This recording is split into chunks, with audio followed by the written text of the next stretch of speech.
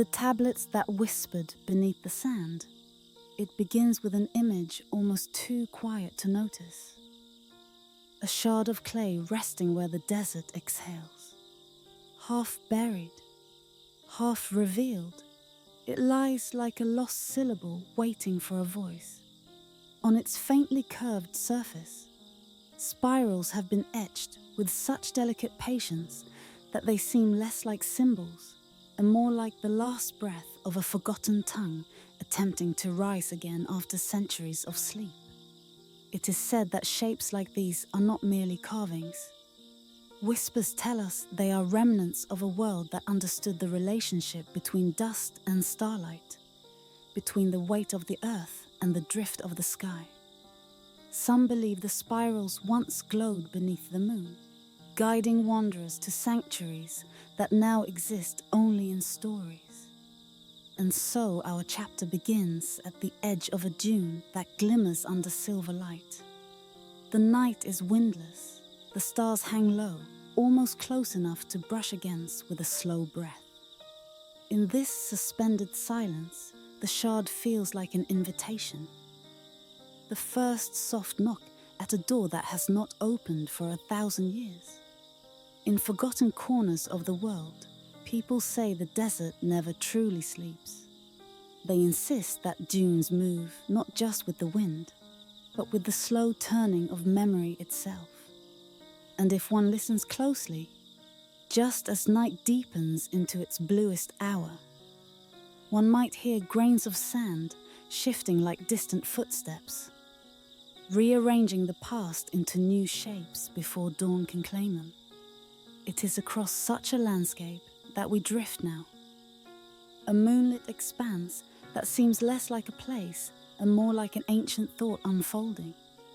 The dunes rise and fall like the backs of gentle waves, and each crest reveals small glimmers, a chipped tile, a length of broken reed, a smooth stone once touched by human hands long gone. Somewhere beneath all this lies an empire that vanished without farewell. Its name, it is said, is carried only by the wind.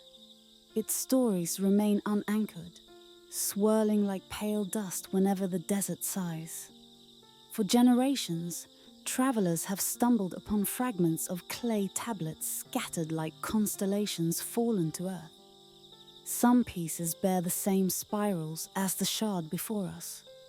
Others hold tiny dots arranged in patterns that echo star maps. And a few, though rare, have lines carved so straight, so steady, that they seem drawn by someone who knew the exact rhythm of the horizon. Scholars once argued that these tablets were not maps of land, but maps of memory. Not guides for the body, but gentle paths for the spirit. Instructions for returning to something long forgotten, something the empire believed must be protected, not by secrecy, but by silence.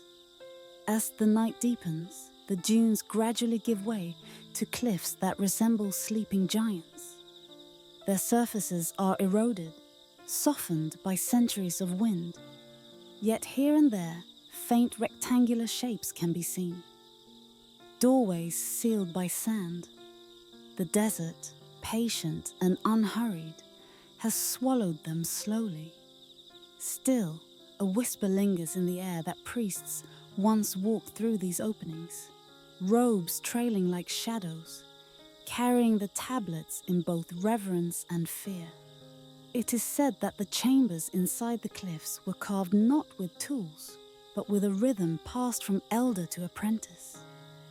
A measured beat of stone against stone that created smooth walls shaped like the inside of a shell. Those who have managed to enter the surviving chambers tell of constellations etched faintly on the ceilings. They claim the same spirals seen on the tablets glow when touched by moonlight filtering through cracks high above.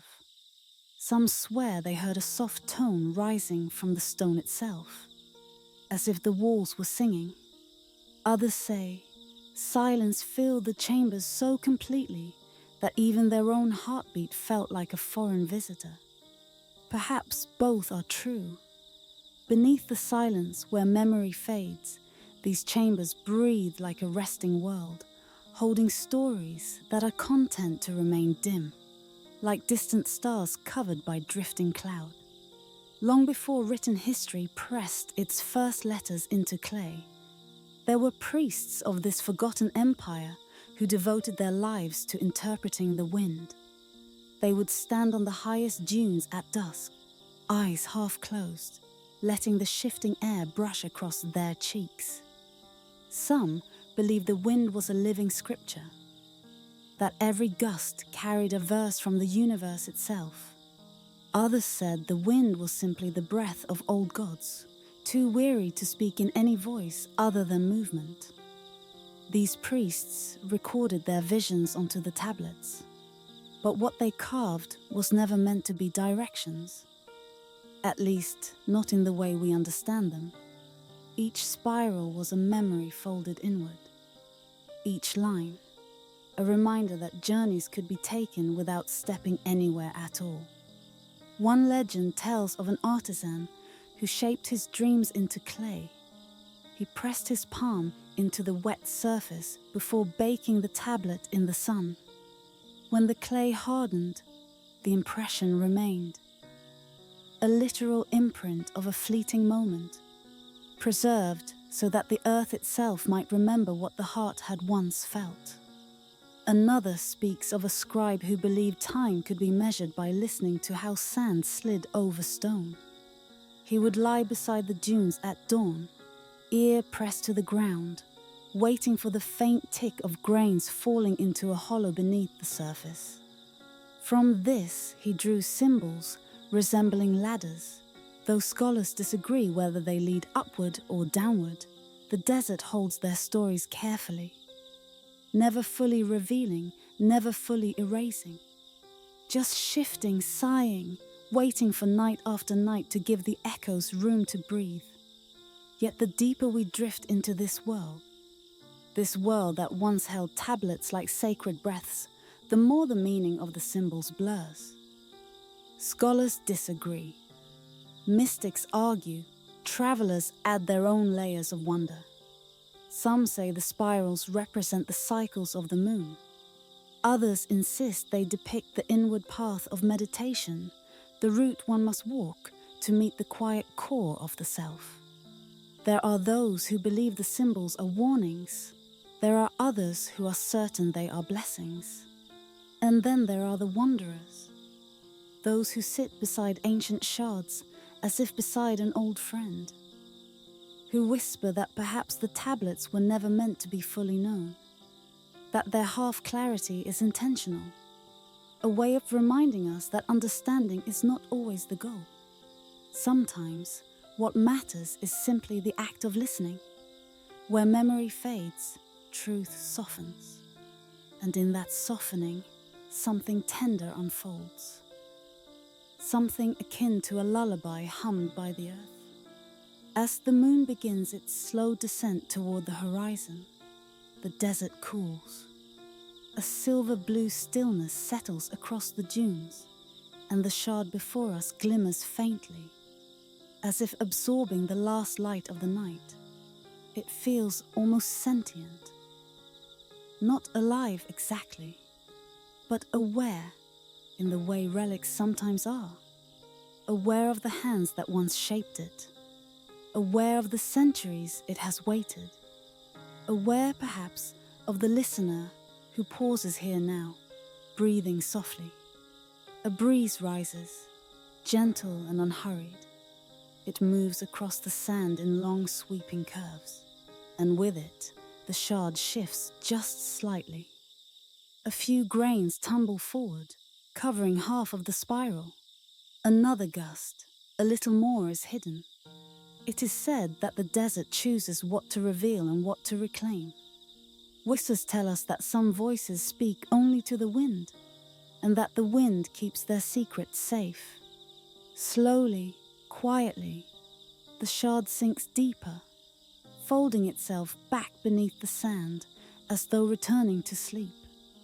The spirals dim, the edges soften, the whisper fades, and we are left with the soft ache of something almost understood. A reminder that some truths drift just beyond reach, meant only for dreamers, or for those who walk the night with open hearts. Perhaps it was never meant to be found. Perhaps its message belongs to silence, or perhaps in another night, under another moon, the desert will exhale once more and reveal it again. For now, it rests beneath the sand, and the night drifts on, carrying its gentle secrets toward your closing breath, as sleep begins to rise like a tide around you. The city that held its breath for 1,000 years, that in certain corners of the desert, where the dunes breathe like sleeping giants and the wind moves with the patience of an old monk, there lies a city that has not exhaled for nearly 1,000 years. Some believe its name was once spoken aloud, but over time, even the syllables dissolved, as though the air itself refused to carry them. The story begins at twilight, in that fragile hour when the sky is neither blue nor nightborn, but a pale veil drawn between worlds. In that hour, a lone traveler, silent, anonymous, unnamed by design, stepped before ruins carved from stone so pale they resembled frozen moonlight. Each archway was cast in silver shadow, long and deliberate, as though stretched by centuries of waiting. Nothing moved, nothing called, nothing welcomed or warned. The city simply stood as though suspended in its own forgotten breath. Beneath the silence, the question rose like a drifting ember. What kind of city chooses to remain unalive, yet not forgotten? And in the hush that followed, the ruins offered no answer. The traveler's steps, though soft, seemed too loud against the ancient ground. Even the dust felt sacred here, as though each grain carried the memory of something once whispered, but now veiled. Whispers tell us that this place had not heard a human footfall in centuries, not since the last of its guardians faded from story into sand. Where memory fades, the desert holds fast, and so the city endured.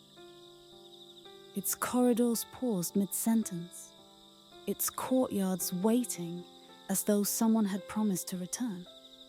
The first courtyard lay open to the sky, framed by columns whose tops had crumbled into shapes like star-marked spirals. Mosaics stretched beneath the traveler's feet. Cracked, yes, but still shimmering faintly with oceanic blues and dusk sky greens. They depicted figures in long robes, heads lifted toward the heavens, hands pressed, not together but apart, as though holding invisible bowls of silence. The air here was different, heavy but gentle, full but empty, like a breath drawn in but never released. It is said the people of this forgotten place worshipped stillness the way others honored fire or water. They believed silence was not merely the absence of sound, but the presence of something vast and celestial, a force woven into the fabric of the world. Sound, to them, was a delicate boundary. The wrong note, the wrong breath, might ripple through the unseen and fracture the harmony between this world and the next. And so, they learned to move softly, to speak rarely, to listen always. As the travelers stepped deeper into the heart of the city, long hallways unfurled like pale stone rivers. The walls bore faint murals, so faint they were more shadows than pigment. They showed scenes of robed figures sitting cross-legged beneath the desert sky, their eyes closed, their hands open to the horizon. Each figure wore a thin circlet marked by a single carved star, as if acknowledging something beyond sight. Some circles were incomplete. Some figures had no faces. Perhaps time had eroded them. Perhaps they had been left unfinished on purpose. Beneath the silence, the wind slipped through narrow windows, shaped like tuning flutes. It passed gently, hesitantly, creating a soft hum that moved through the corridor like a ghost remembering a melody. The traveler paused. Even the smallest sound here felt too intimate, too delicate to disturb. Legend tells us that the architecture of the city was built with intention, designed not to echo, but to absorb. Every wall had been smoothed to soften footsteps. Every pillar carved to catch stray sound and dissolve it into the stone itself. No hall repeated a voice. No court amplified a breath. The entire city was a shrine to quietude, a sanctuary where silence was not only kept but cultivated. And yet something lingered. A memory, a pulse, a hint of the living world that once moved gently through these passages. Far ahead, as twilight deepened and the sky shifted toward violet dusk, the traveler reached the towers for which the city was once known.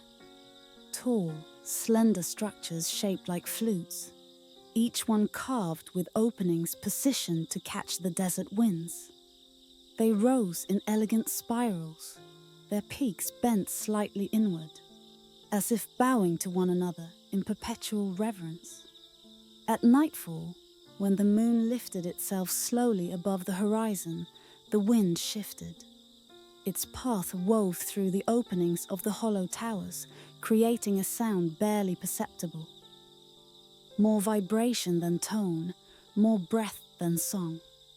A hum spilled into the air, so soft it felt like the world itself was remembering something long forgotten. It was said the towers once formed an unbroken celestial choir, a sound only the devoted could decipher. Their music was meant to align the inner self with the cosmic rhythm, to keep the fragile balance between worlds intact. Now, only fragments of that harmony remained. But even fragments were enough to stir the air in quiet wonder. The traveler stood perfectly still, letting the faint vibration settle across their skin. The city felt almost awake, like a sleeper shifting gently beneath layers of dream. The silence that followed did not feel empty. It felt aware. Perhaps the city remembered. Perhaps it had been waiting. Or perhaps it simply breathed in slow, steady cycles, independent of time or human presence. Weppers tell us that the people of this place practiced rituals that honored the breath, not as a biological act, but as a cosmic one. They believed every inhalation mirrored the creation of the world, and every exhalation its dissolution. To breathe was to touch the divine. To hold one's breath was to stand at the threshold between worlds. Carved into one of the remaining plazas was a spiral pattern, each layer marked by faint inscriptions, now blurred by centuries of drifting sand. As the traveler traced its shape with their eyes, it became clear that the spiral was meant to guide the body in slow, deliberate motions. A dance without sound, a prayer without words. Some inscriptions remained legible, marked by the moon. Breath is the bridge. Stillness holds the world in place. When night finally settled, the moon emerged, pale, patient, unblinking. Its light fell across the carvings, bathing them in a celestial glow that made the stone seem almost liquid, as though it was softly exhaling after a millennium of restraint. The traveler placed a hand against the stone. It was cool, smooth, waiting. The deeper into the city one wandered, the clearer it became that everything here was designed to endure. Yet nothing had truly survived intact. Entire chambers had collapsed. Murals had dissolved into dust. Fountains, once dedicated to ritual purification, now sat dry. Their basins cracked and their edges crumbled like brittle parchment. And yet, the silence remained perfect, untouched, unbroken. Whispers tell us that the city fell not to war nor famine, nor the sweep of desert storms. Instead, it dimmed quietly, the way a candle might surrender to its final ember. When its last guardians, the keepers of the sacred hush, dissolved into legend, the city withdrew into itself, as though closing its eyes for a long rest. Some believe the guardians knew their time was ending, that they gathered in the central plaza beneath the violet twilight, performing their final breath-holding ritual, that they drew in a single unified inhalation, a breath so long and so deep that it became the very air of the city, and then they simply never exhaled. The city took that breath into its bones, into its pillars, into its silent towers, and it kept it for centuries, for 1,000 years, for however long it takes for silence to complete its own ritual. As the long night eased toward dawn, the traveler reached the outer walls once more. The sky lightened by imperceptible shades, shifting from deep violet to clay rose, then to the pale sandstone yellow of early morning. The moon drifted low, releasing its quiet hold on the rooftops and arches. And with the first cool breath of dawn wind, the city changed. Its towers fell still, its mosaics dimmed. The faint hum that had moved through its hollow corridors faded into the soft hush of morning. The city tightened its quiet all once more, as though drawing itself back into a single, silent inhalation, as though protecting something fragile and sacred within its crumbled heart. Perhaps it was never meant to be found. Perhaps the traveler had only walked through a dream, a sliver of memory the city allowed before returning to its 1,000-year breath. The ruins softened under the rising light, becoming pale silhouettes against the desert's endless horizon. And as the traveler stepped away, leaving no footprints on the ever-settling sand, the city exhaled a final whisper no ear could fully catch. Some voices only echo when we are ready to listen, and some cities only breathe when they choose to remember. In that quiet moment, the desert reclaimed its stillness, and the city, ancient, veiled, and celestial, rested once more in the sacred hush it had guarded for 1,000 years. The Oracle, carved from twilight stone, that on a forgotten plateau, carved into the bones of an ancient mountain, a monolith stands alone, waiting for an hour that most eyes never witness. This hour, the slender breath between dusk and night, rests like a secret between worlds, touched by neither sun nor stars. Here, the air thins, the wind slows, and even the desert's restless sands pause in their wanderings. And in that suspended moment, the oracle of twilight stone awakens. Some believe the plateau itself chose the stone, lifting it from the earth long before the first kingdom rose or fell. Others whisper that it was carved by hands not bound to time, artisans who walked with shadows and shaped the world with murmured dreams. No one knows which story is true, and perhaps that is the point. The plateau carries its mysteries the way a silent elder holds unspoken wisdom, revealing only what the listener is ready to hear. Tonight, the chapter begins as the last strand of daylight brushes the horizon. A pale amber glow spills across the stone, tender as a final goodbye. As it touches the monolith, faint symbols shimmer across its face. Not carved, not painted, but appearing as if the stone itself is exhaling memories. They ripple gently, like moonlit reflections on still water, then settle into patterns that defy the logic of any known script. The twilight stone lives in layers. Beneath the surface lies a dust that gleams with muted color, a blend of soft violet, fading silver, and an echo of bronze.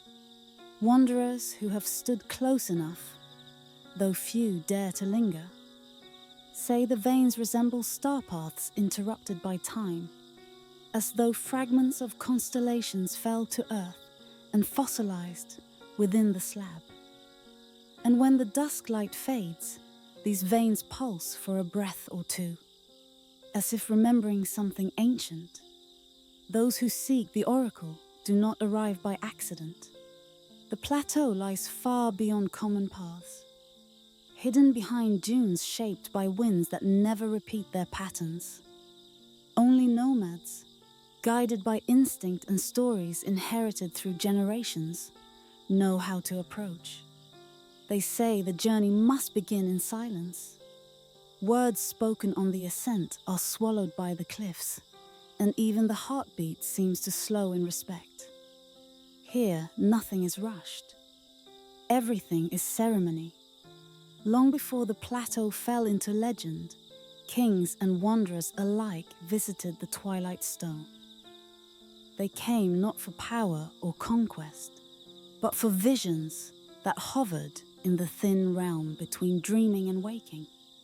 It is said the oracle never spoke in voices or commands. Instead, it offered impressions, drifting colors, half-formed symbols, memories that felt borrowed from another lifetime. Those who came searching for certainty found only questions. Those who arrived with humility discovered truths that lingered just beyond understanding. Beneath the silence of this dusk, scents of ancient rituals still seem to cling to the air.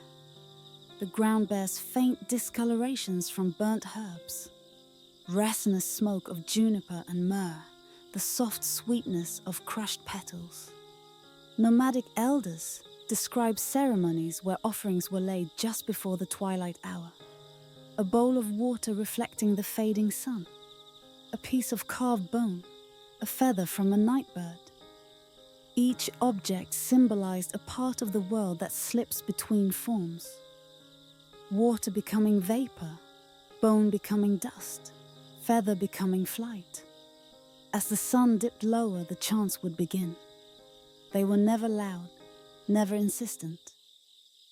Instead, the voices drifted like the last breath of a dream, so soft that even the stones seemed to lean forward to hear.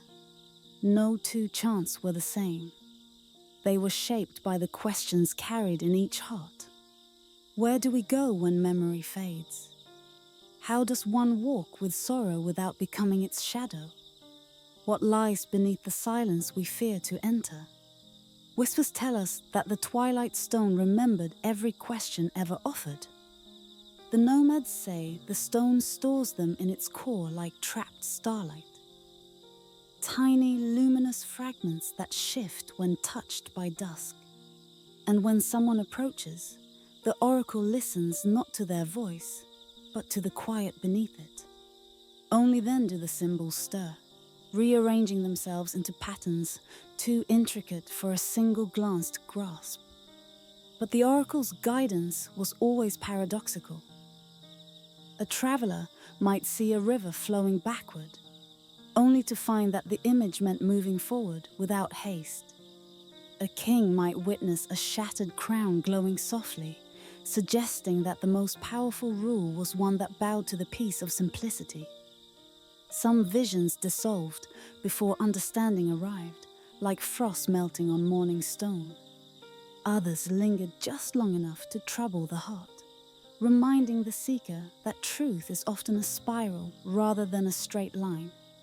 Tonight, as we watch the last race fade, the plateau grows still. The wind withdraws as though stepping back from a sacred threshold.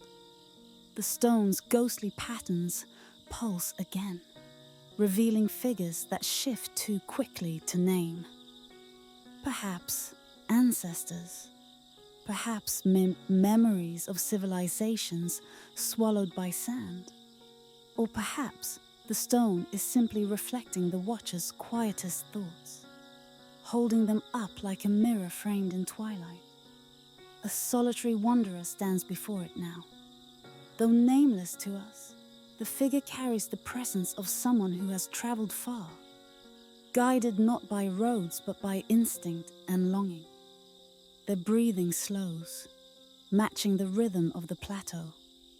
Their shadow stretches across the ground, touching the monolith's base like an offering without words. No chant escapes their lips. No ceremonial object rests in their hands. Tonight, presence alone, the ritual. The stone responds. Soft waves of luminescence ripple across its surface, forming spirals that widen, then caruzio, then dissolve into stardust impressions. A faint hum rises, not heard, but felt. A vibration settling into the bones, a reminder of the deep, resonant music that underlies the world. Perhaps this is what the ancient kings heard when seeking wisdom. Not an answer, but the echo of their own longing transformed by silence. The symbols drift outward, expanding until they blur at the edges. Shapes resembling waves appear, cresting toward the top of the stone. Then they fade and are replaced by a star-marked pattern, a constellation that does not exist in any chart known to us. It glimmers with quiet insistence, then dissolves into darkness. No meaning is offered. None is withheld. The oracle speaks in the language of twilight, where words would only divide what is meant to be whole. As night fully settles, the stone begins to dim. The wanderer steps back, not out of fear, but with the reverence one reserves for a sacred flame that has fulfilled its purpose. The plateau stretches before them, vast and open, an ancient canvas unmarked by time's hurried hand. The sky overhead shifts from deep indigo to velvet black, drawing the first cautious stars into view. Where memory fades, the world grows softer. The wanderer knows this. Perhaps that is why they do not linger for a final message or a lingering vision. Instead, they allow the oracle's last shimmer to settle within their thoughts, like a half-remembered melody humming itself into quiet rest. It is said that the twilight stone never reveals the same pattern twice. Its wisdom is not a treasure to be stored, but a moment to be lived. A fleeting impression meant to guide the heart, not instruct the mind. The wanderer seems to understand this. They turn away slowly, their footsteps quiet against the plateau's ancient floor. Behind them, the monolith sinks into the folds of night, its veins of starlit dust dimming until they resemble nothing more than cold stone. Or perhaps they still glow faintly, only visible to those who stand in absolute stillness, willing to let silence speak. The desert stretches out in all directions, an endless sea of shadow and silver light. The wanderer disappears into its embrace, carrying nothing but the soft residue of the oracle's presence. No answers, no revelations.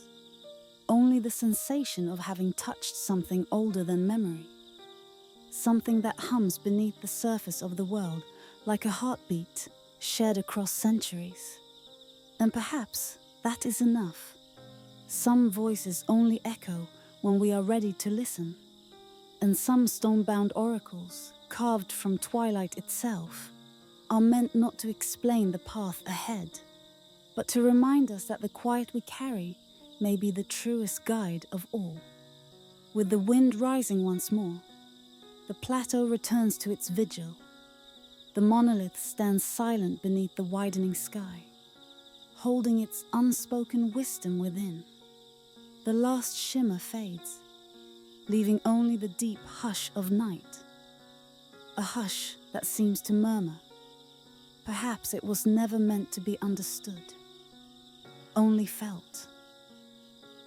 The gate, where moon shadows gathered, that in a far-strung corner of the desert, a place where wind tastes of forgotten names and the sand glimmers like sifted starlight.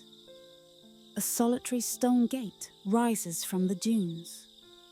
Nothing surrounds it. No rubble, no roads, no trace of the city that once gave it purpose. It stands alone like a memory that refuses to be erased as the final breath of a vanished world. Travelers who cross this barren sweep often see it from afar. An archway carved from pale stone, its edges softened by time, its silhouette unwavering against the endless horizon. And yet, when dusk leans low and the sun bleeds into copper-toned dust, the gate shifts its presence.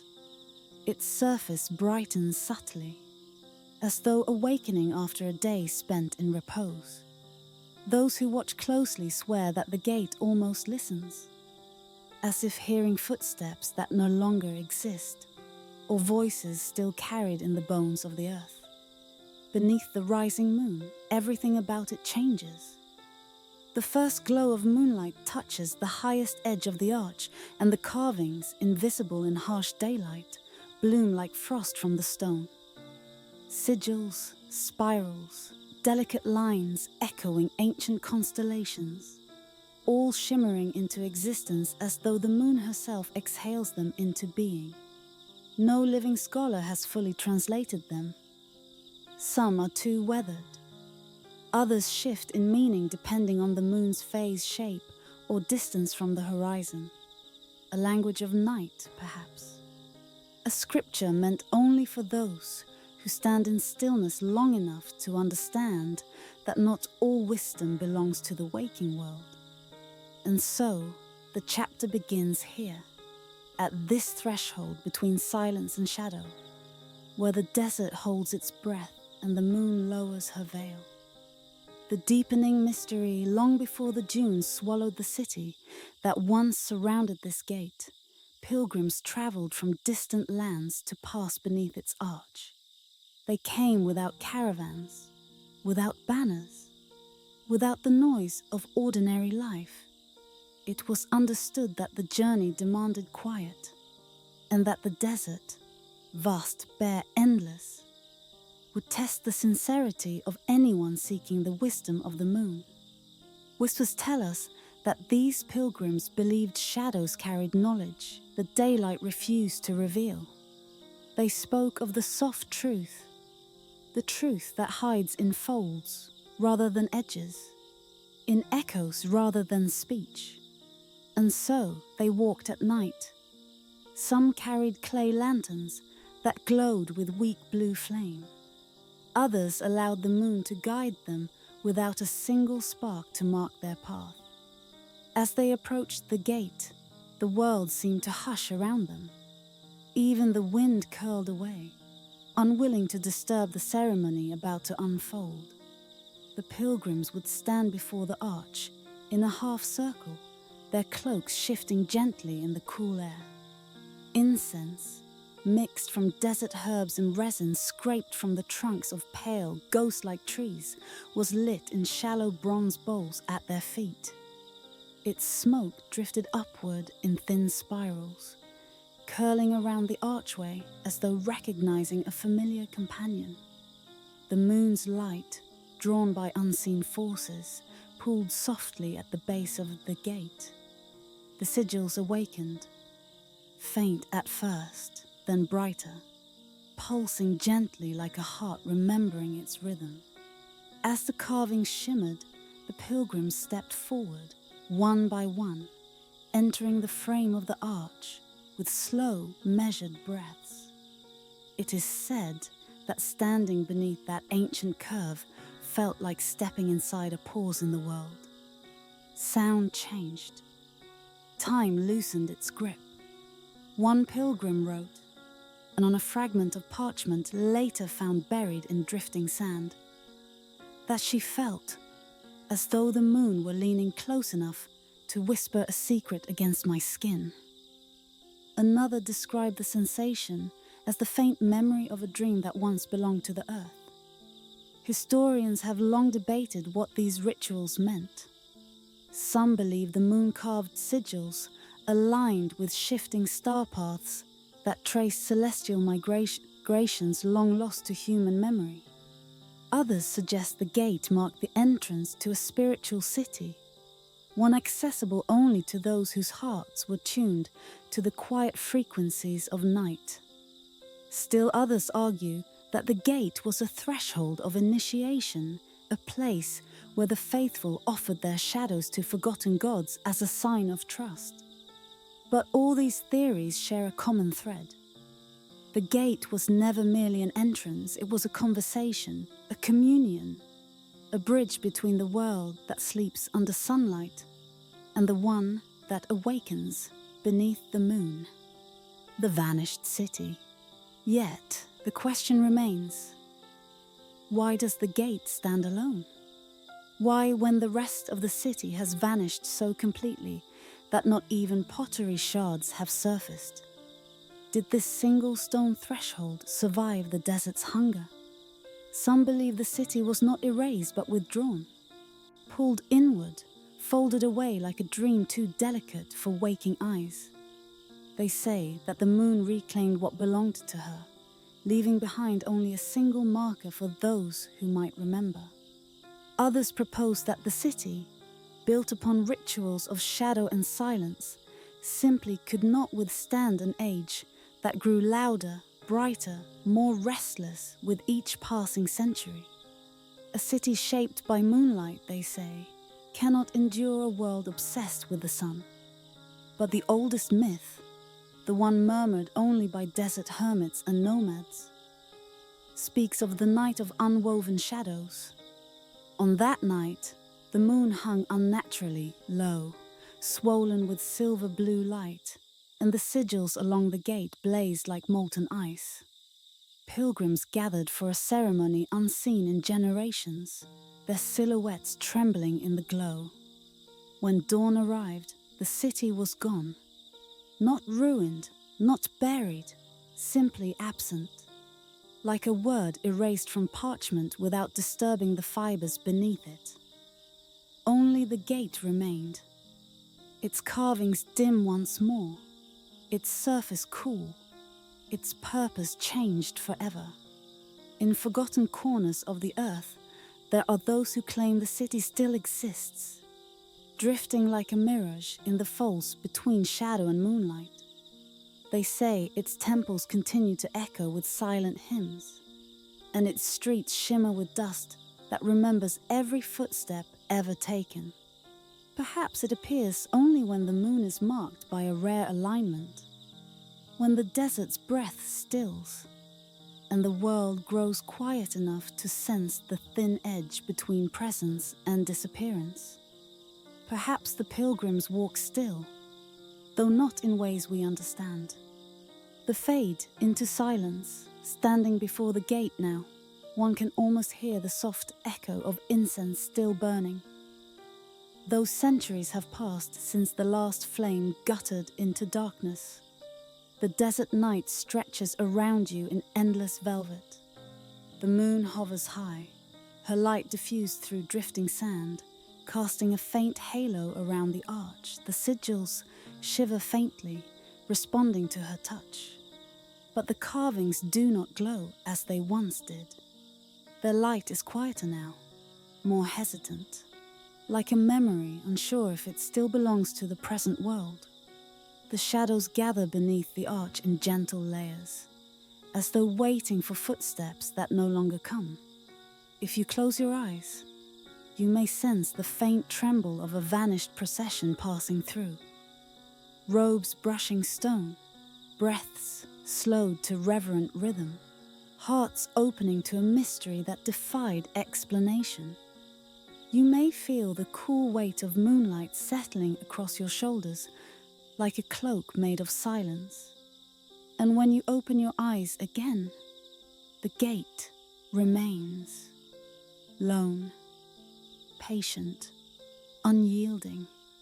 Yet something within it seems subtly changed, as though it recognizes your presence, or your curiosity, or the quiet questions you have not spoken aloud.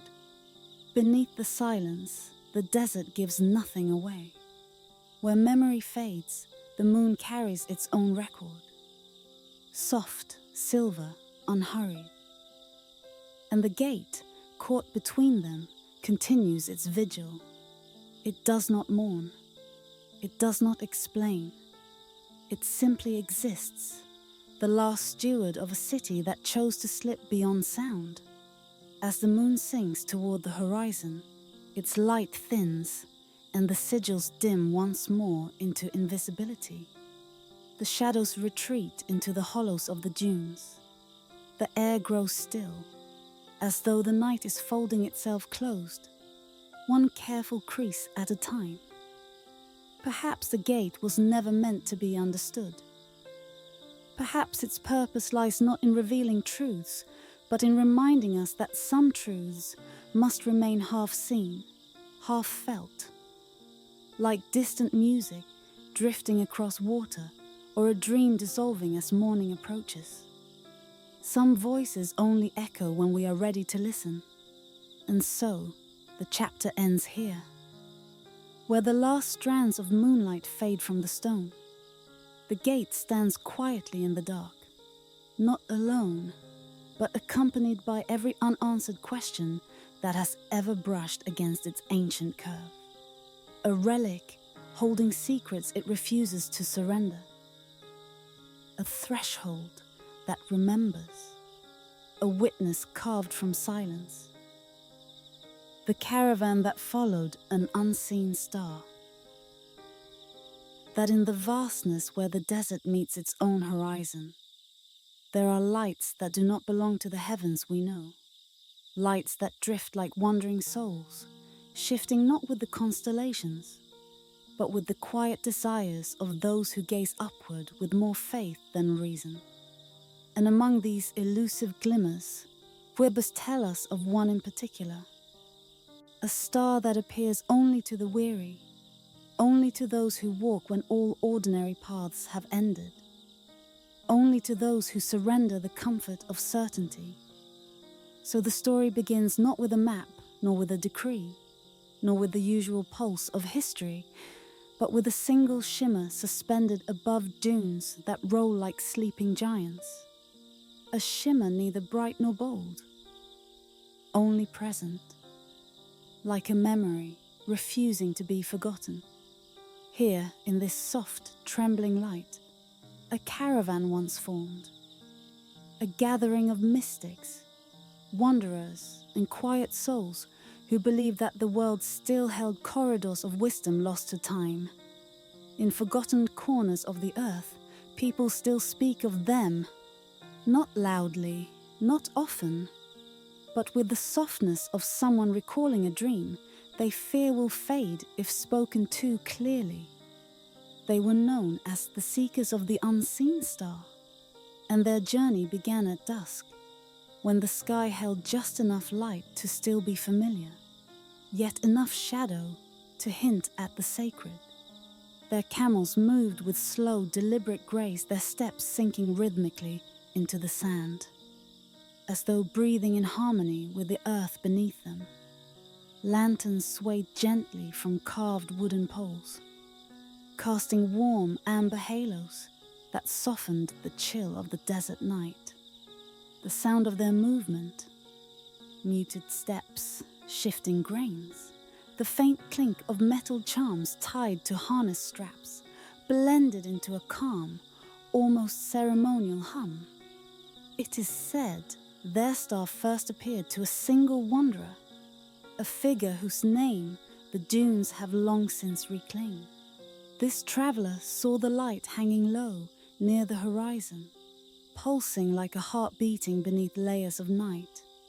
And though no astronomer had charted it, no scholar had named it, no keeper of scrolls had written of such a thing, the wanderer understood that not all truths rest within the reach of parchment or ink. Some truths breathe their way into existence only when someone is ready to receive them. Drawn to this silent shimmer, the wanderer began to walk. No destination, no certainty, only the quiet trust that the desert itself was offering a path. In time, others joined, some out of curiosity, some out of longing, some because they too had felt the subtle tug of something calling out from beyond the veil of the known. And so the caravan formed. Dozens of seekers, arranged like drifting stars themselves, following a light visible to them alone.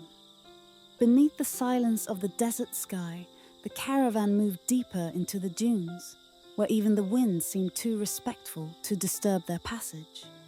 Some say the wind carried prophecies instead. Soft murmurs that brushed against the ears of the mystics, telling of a celestial gate hidden far from the eyes of kings and empires. A gate, they believed, that did not open for direction or ambition, but for surrender. Only those who wandered without expectation could see its shape, and so they walked slowly, as though each step were a prayer. The instruments they carried were unlike any preserved in the halls of scholars. Their astrolabes were etched with constellations not recognized by any known chart. Spirals, spirals within spirals, star-marked patterns that seemed to echo some older age of the world. When lantern light touched the metal, the carvings glowed faintly, as though remembering the sky they once belonged to. Among the caravan were journal keepers, quiet figures who wrote not for the world, but for the star itself. Their ink was blended from midnight dust and water, collected from desert wells that had dried up centuries ago. Each page recorded not events, but impressions. The tremor of the earth when the star brightened, the subtle shift in the caravan's path, as though guided by a whisper, the feeling of being watched not by danger, but by something ancient and patient. Some believe these journals still exist, buried beneath dunes that shift with each passing season. Some believe the desert guards them as its own, keeping the words safe until the world grows quiet enough to listen again. Where memory fades and time dissolves, the caravan continued its sacred drift.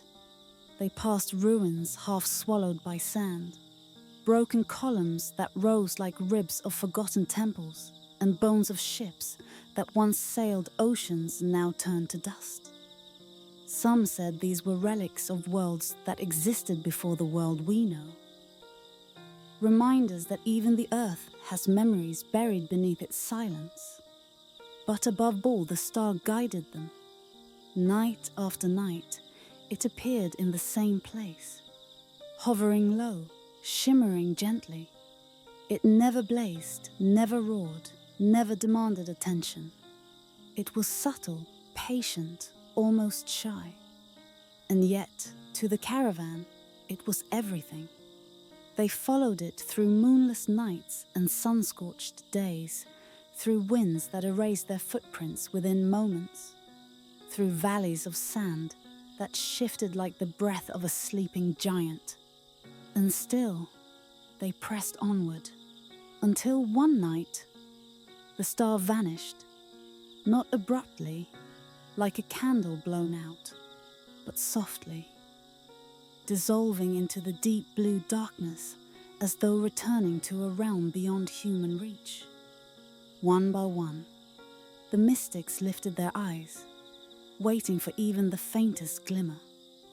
But the sky remained empty, vast and indifferent. Whispers tell us that the caravan paused only for a moment, a long, quiet inhalation of disbelief, a soft exhale of acceptance. And then, without a word, they continued walking. For though the star had vanished, its memory had woven itself into the rhythm of their steps. Some say the star did not disappear.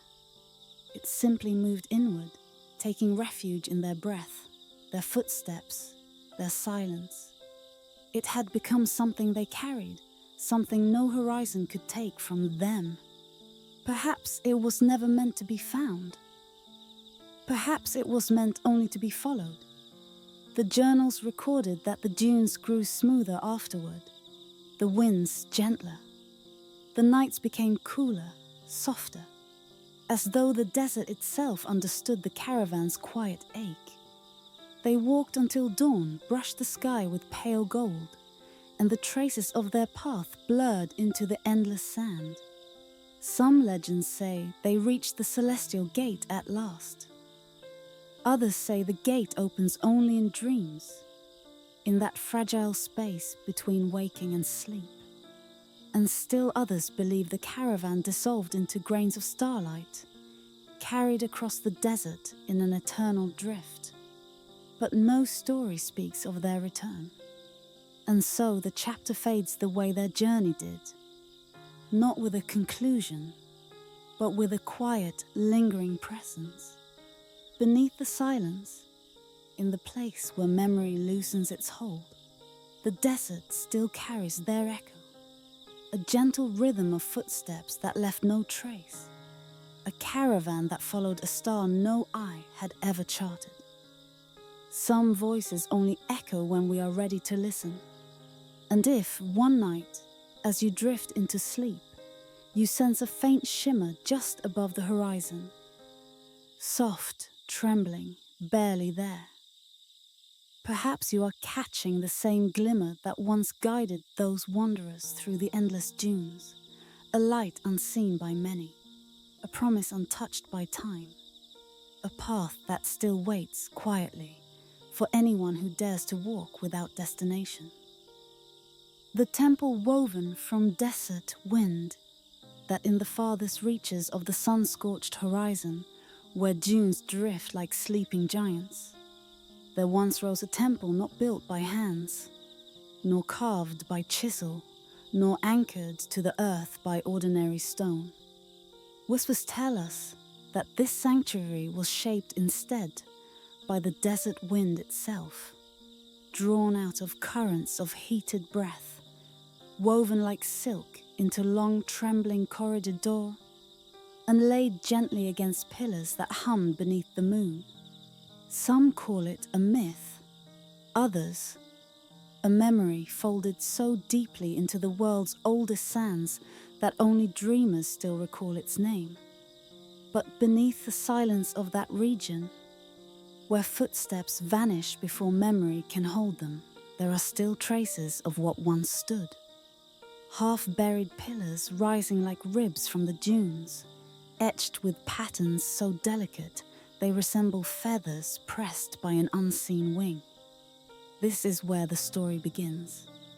Picture a gate without doors, arching alone against a pale horizon, its surface smoothed by centuries of wandering grains. Around it, the wind loops in slow spirals, lifting thin veils of dust that shimmer in the golden light of early dusk. The air seems to pause as if listening, waiting for someone or something to speak first. At the foot of the gate lies a single stone slab, cracked through the center as though divided by a quiet sigh. On it is carved a symbol of a spiral wrapped in feathers, its grooves faintly gleaming beneath a dusting of mica. Some believe that long ago this glowing spiral acted as a beacon, calling travelers who dare to listen to the voice the desert keeps hidden. And for those who stepped through the gate, those who crossed its threshold with reverence or with curiosity, the world beyond was said to shift into a place caught between reality and dream, where memory fades and echoes guide the way. For in this sacred expanse, the temple known as the House of Windborne Silence once breathed with the desert itself. The winds were its architects, the sands, its foundation, the sky, its guardian, and for a time so distant we can only sense its outline. The temple lived as a creature of air and prayer, beneath dunes that rise and collapse like tidal waves of dust.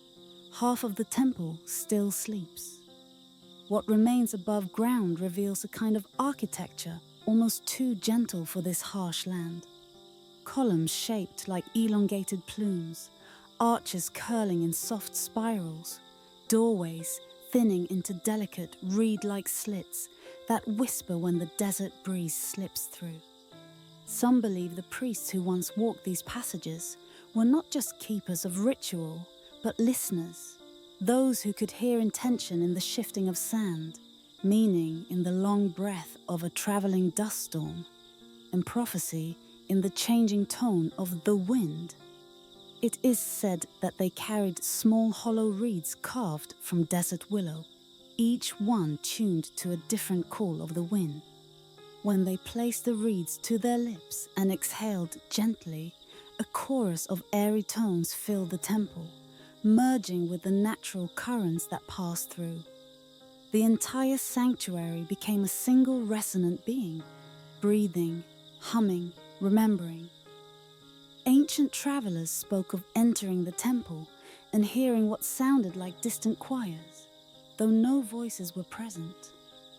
They described harmonies that rose and fell with the shifting gusts, as though the very walls were singing the desert's oldest stories. Some even claimed that the wind carried messages, fragments of forgotten origin myths, tales of creation woven into small pauses between gusts, or warnings from a time long buried beneath endless layers of dune. And buried beneath those dunes, offerings once rested. Where the floor of the inner chamber meets the outer desert, countless relics were said to be laid into shallow nests of sand. Bowls filled with star-marked stones, scrolls inked with symbols only the wind could read, and feathered talismans meant to attract the blessing of distant skies. One tale speaks of an offering so sacred that no hand dared unwrap it. Priests carried it cupped between their palms, their faces turned toward the rising sun, allowing the wind to lift it from them grain by grain until nothing remained. In this ritual, they believed, they were returning a memory to the breath from which the world was made. And so the temple changed shape. Not once, not twice, but over centuries. Its arches thickened or thinned. Its chambers opened or closed. Its corridors released or reclaimed their walls. For the desert wind, ever shifting, ever whispering, treated the temple not as an object of permanence, but as a companion dancing in slow, drifting cycles. Some travelers who had visited the temple many years apart wrote accounts that contradict one another entirely. One spoke of 7 inner sanctuaries, another of only 3. One described a towering central spire, another found only a wide courtyard open to the moon. Perhaps each of them was right in their own way. Perhaps the temple changed to suit those who visited it. Perhaps its form merged with the needs of the moment, the tone of the wind, the weight of invisible memory. Or perhaps the temple simply wished not to be understood. For structures shaped by wind hold no allegiance to time, only to movement, only to breath. Whispers tell us that the final keepers of the temple realized this truth, and understood that no archive, no carving, no map could preserve what was always destined to drift. And so they left behind only a set of soft-etched star patterns on smooth stone, placed at the temple's heart. There where moonlight fell in thin silver ribbons, the patterns glimmer faintly even now. Some believe these stars mirror constellations that no longer grace our night sky. Others suspect they were never meant to map anything of the heavens at all, but rather the inner landscape of the temple itself, shifting like dunes, spiraling like breath. And beneath that starlit chamber lies a hidden whisper, a place where silence feels sentient, as though listening with ancient patience. Here, beneath the sand-draped corridors, we sense something deeper, that the temple did not merely stand in the desert. It stood with it, moved with it, listened with it, and slowly, as we followed the flickering echoes of reed song and the drifting shadows of half-buried arches, we begin to understand that the temple's greatest secret is not its mystery, nor its origins, nor even the rituals carved onto its feathered pillars. Its secret is impermanence, the gentle art of letting everything return to breath. As twilight settles across the dunes, the wind cools, brushing softly against the scattered mosaic of pillars and arches. The last traces of sunlight stretch long shadows across the sand, turning the ruins into silhouettes trembling at the edge of memory. A single gust slips through the remnants of a corridor, lifting grains of gold-flecked sand into a brief shimmer that drifts like stardust. The sound is faint, barely more than a sigh. But for those who stand quietly enough, it almost resembles the old songs, the breath of hollow reeds, humming softly in remembrance. Beneath the silence, the temple seems to exhale. And in that exhale, we realize what the ancient keepers may have known all along. The temple was never intended to last. Its purpose was not to endure, but to move. A temporary offering, returned again and again to the wind that shaped it. Perhaps it was never meant to be found by time. Perhaps it was never meant to be named at all. A gentle gust flows across the dunes, sweeping over fallen stone and feather-etched column alike. Each granule of sand carries with it a faint glimmer, as if lit from within by the last memory of the temple's living breath. The dunes shift, pattern blur, lines soften, and slowly the sacred structure dissolves, not in ruin, but in release.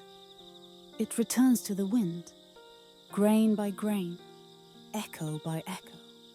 Where it once stood, there remains only a quiet shimmer in the fading light, a presence more felt than seen, more heard in the heart than in the ear. And as the night deepens, as the stars rise above the silent dunes, the desert seems to lean closer, holding its breath for just a moment, long enough for one last whisper to drift across the darkness. Some voices only echo when we are ready to listen, and with that final murmur, the last trace of the temple folds gently into the waiting wind, becoming once more part of the endless ancient breath of the desert. The forgotten codex of desert moons, that deep beneath the dunes of a nameless desert, where the wind moves like a wandering spirit, and the stars rest closer to the earth than anywhere else, there lies a cavern carved not by hands, but by the patient breathing of time. No map marks its entrance, no wandering caravan has claimed to pass near it. And yet, for those who listen closely to the whisper of shifting sand, there are hints of a place where moonlight lingers longer than it should.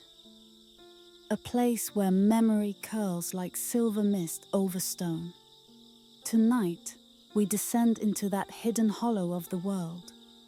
The cavern opens before us like the inside of a quiet shell, its walls smooth and pale, touched only by the faint shimmering of stray beams of moonlight that slip through unseen cracks above.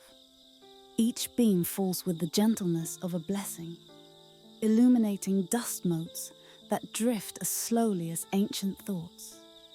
The air is cool, untouched by the desert's scorching breath, and beneath our feet, the ground is soft with centuries of silence. At the chamber's center rests a single object, a codex, fragile, trembling, stitched together from thin sheets of pressed reeds.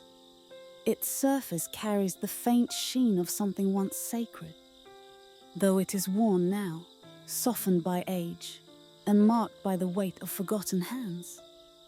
Ink, the color of night water, clings to its pages, shifting subtly as though responding to the moon's pulse. When the light touches it, the codex seems to inhale, its pages rising with an almost living tremor, as if the book itself remembers breath. Whispers tell us that this codex belonged to an ancient order of astronomer priests, a quiet brotherhood that charted the sky not for navigation or prophecy, but for something far more delicate: the reading of the desert's invisible tides. While the earth knows oceans and rivers, these priests believe that the desert too followed its own rhythm, a vast ocean of wind and dust, governed not by the sun, but by secret cycles of forgotten moons. Some say there were once more moons than the one we see today, moons that guided storms, moons that calmed dunes, moons that marked the rise and fall of forgotten empires. Their echoes remain only in stories, and perhaps in this book. We kneel beside the codex, and as our shadow touches it, a faint shimmer ripples across its surface. The pages stir, shifting like thin desert reeds caught in a gentle breeze, and the symbols begin to reveal themselves. Crescents, spirals, star-marked arcs that curve like celestial paths across a forgotten sky. Some are drawn with precise intention, others fade halfway through, like memories lost in the dunes.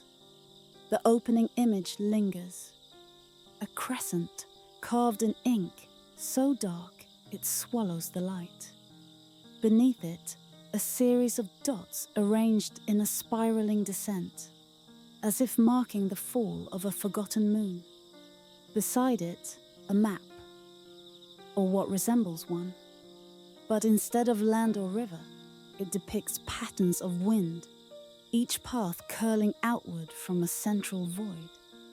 The desert, they believed, breathed in cycles, and the moons told it when to inhale, when to exhale. Beneath the silence, a soft hum seems to rise, not from the codex, but from the cavern itself, as if the stone walls recognize the symbols and remember the ones who drew them. Perhaps this was once a sacred reading chamber, a place where time slowed, where knowledge was absorbed not by the eyes alone, but by the breath, the pulse, the quiet spaces between thoughts. We turn the page. The symbols grow stranger. Here is a lunar path that bends in ways no orbit should, a moon rising from beneath the horizon twice in a single night, a night sky marked by two shadows instead of one. Some of these moons are drawn with clarity, but others appear as faint outlines, half erased, as though the scribes themselves were unsure whether they had ever existed. Where memory fades, the desert remembers differently. Some believe these moons were not celestial bodies at all, but metaphors, signs of inner tides, rhythms of the human spirit reflected in the movement of sand. Others insist they were real, small companion moons that drifted through the sky in ancient ages, casting pale glimmers across the dunes before disappearing into the star sea without a trace.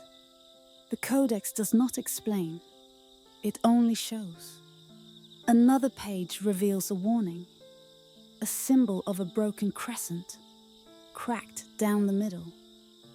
Around it, waves of ink radiate outward like shock, like the silent tremor of a celestial event too large for words. Beneath the symbol, a line of text written in a script that resembles knife-thin crescents piled like drifting dunes. When the moon breaks, the wind forgets its path. When the wind forgets, the desert walks. That is all. No interpretation, no further guide. Only a hint that something once shifted in the sky, and the world below shifted with it. We look around the cavern. The walls feel somehow closer than before. The air moves with the faintest of breezes, though no entrance large enough for wind is visible. It is as if the entire space is breathing with us, or perhaps with the codex itself. A page rustles softly, then another, then silence again. It is said that reading the codex is not like reading any other text. The symbols do not stay fixed. They drift. They rearrange themselves when the reader blinks. They fade as new ones appear beneath the ink. Some travelers claim the codex showed them different moons each time they looked, as though revealing only the cycles that mattered to that moment in their life. We turn another page. Here is a prophecy, or perhaps a memory, a cluster of moons drawn in descending scale, the smallest one trailing a long plume of ink that curves like a falling star. Beneath them, dunes ripple outward in spirals, shaped like frozen wind. The scene feels both cosmic and intimate, like a dream shared across centuries. And yet, none of these moons ever rose above the known desert. No astronomer, ancient or modern, has charted their paths. No chronicle describes them. No story depicts them. And so we drift through gentle contradiction. Perhaps this codex remembers a time before time. Or perhaps it reflects the sky not as it was, but as the desert wished it to be. The deeper we read, the more the cavern shifts. The moonlight grows softer, almost silvery blue, the kind seen only in half-dream. The shadows lengthen, not with night, but with meaning. Even the dust seems to settle differently, gathering in small spirals, as though responding to ancient pull. A soft vibration travels through the stone beneath our feet. Not loud, not sudden, just a breath, the desert's breath. It moves through the chamber with the slow patience of centuries, touching the codex first, then curling around us like a whisper from an unseen tide. For a moment, it feels as if the cavern is suspended outside time, as though we are not reading the codex, but remembering it. We turn the final page. The ink here is faint, barely clinging to the reed fibers. The symbols are little more than ghosts, crescents dissolved to wisps, stars fading into dust. There is no map, no lunar cycle, no prophecy, only emptiness. Yet the emptiness feels intentional, like the quiet space left after a final breath. We wait. The book does not offer explanation, only silence. Above us, through the unseen cracks in the cavern roof, the moon shifts. A thin cloud passes across it, and in that moment, the stray beams vanish. The chamber dims, the codex softens, and the symbols fade. Not abruptly, but like embers cooling, like the closing of a long-forgotten eye. Perhaps it was never meant to be found. Perhaps it reveals itself only to travelers who arrive without seeking answers, who accept that some knowledge exists not to be held, but to be witnessed, then released like sand through open fingers. We rise slowly. The cavern feels different now, quieter, emptier, yet somehow fuller with meaning. The codex rests where it began, still and fragile, like a piece of night left to dream beneath the earth. We trace the air above it in a silent farewell, careful not to disturb its pages. As we step back toward the narrow passage leading to the world above, the faintest vibration lingers in the chest. Not sound, not memory, but the afterglow of forgotten wisdom. The desert waits outside, calm and endless beneath the moon. Whispers tell us the codex will sleep again for another age, buried in silence, marked only by the moon. And as we emerge into the cool night, the stars look slightly different, as though one or two of them remember the book too. Some voices only echo when we are ready to listen.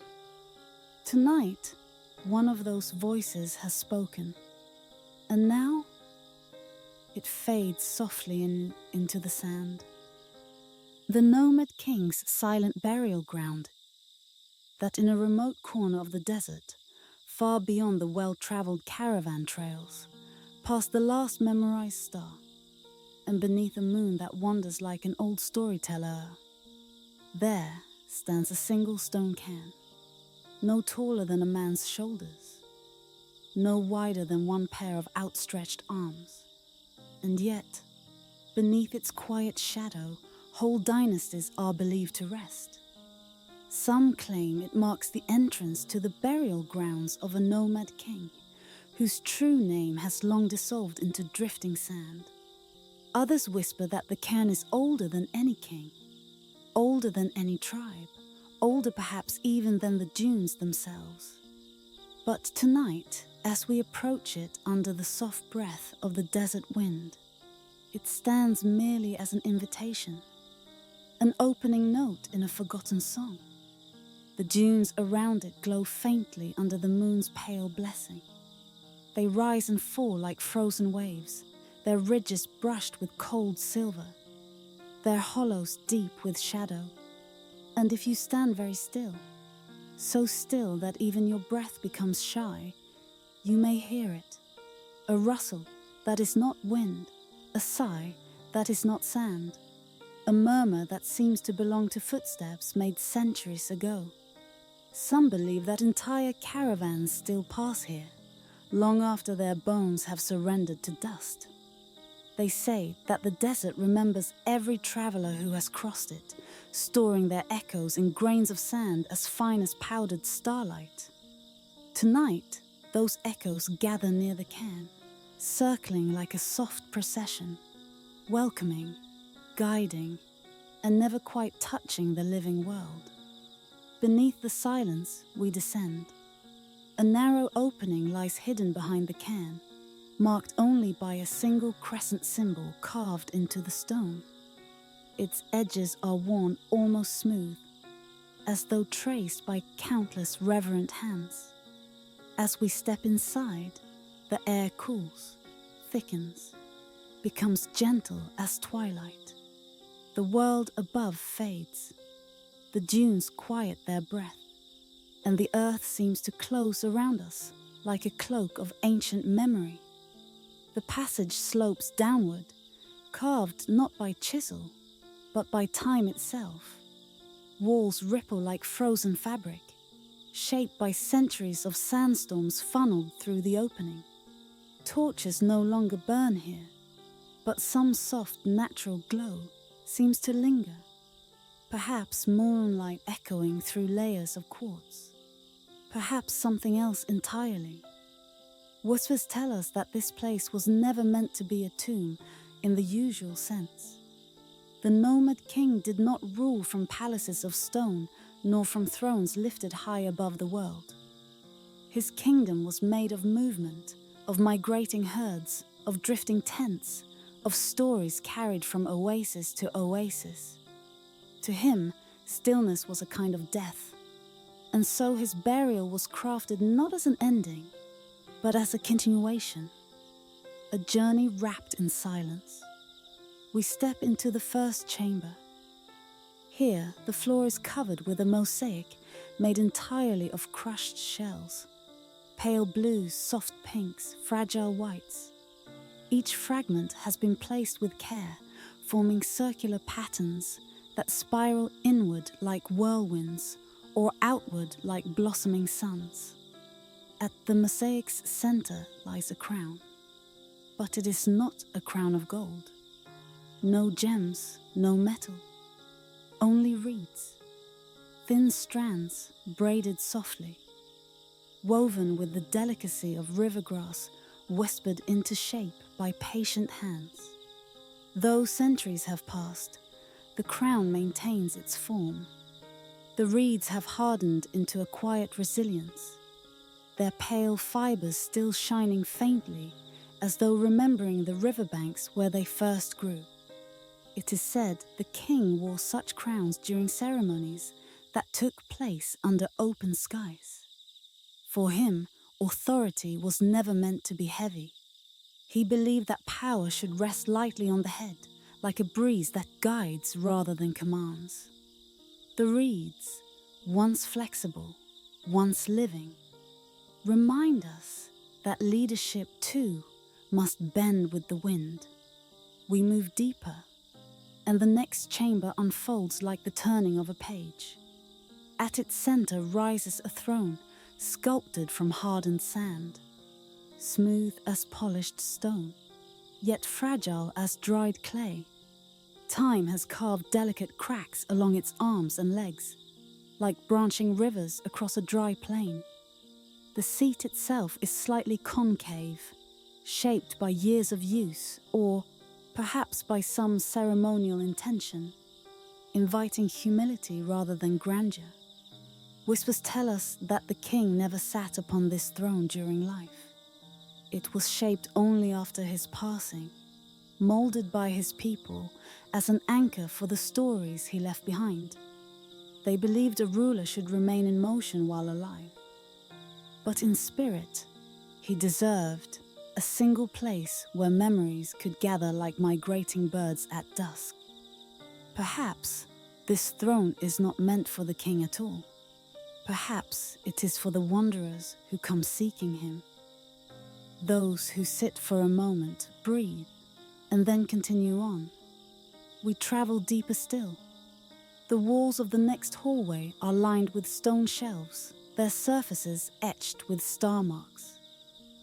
Each shelf holds long, slender scrolls, rolled tightly and bound with simple twine. When we lift one, carefully, reverently, it unfurls with surprising grace.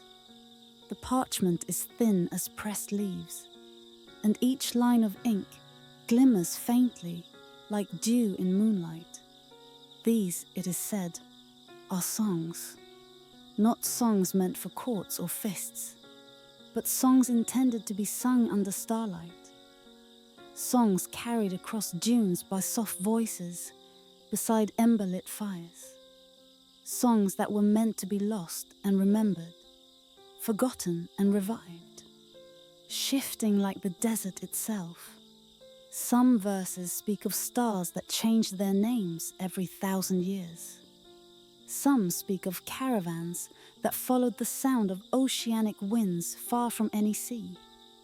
Others whisper of the king walking alone beneath veiled constellations, learning from their quiet, listening for what they refuse to reveal. Where memory fades, the ink gleams brightest.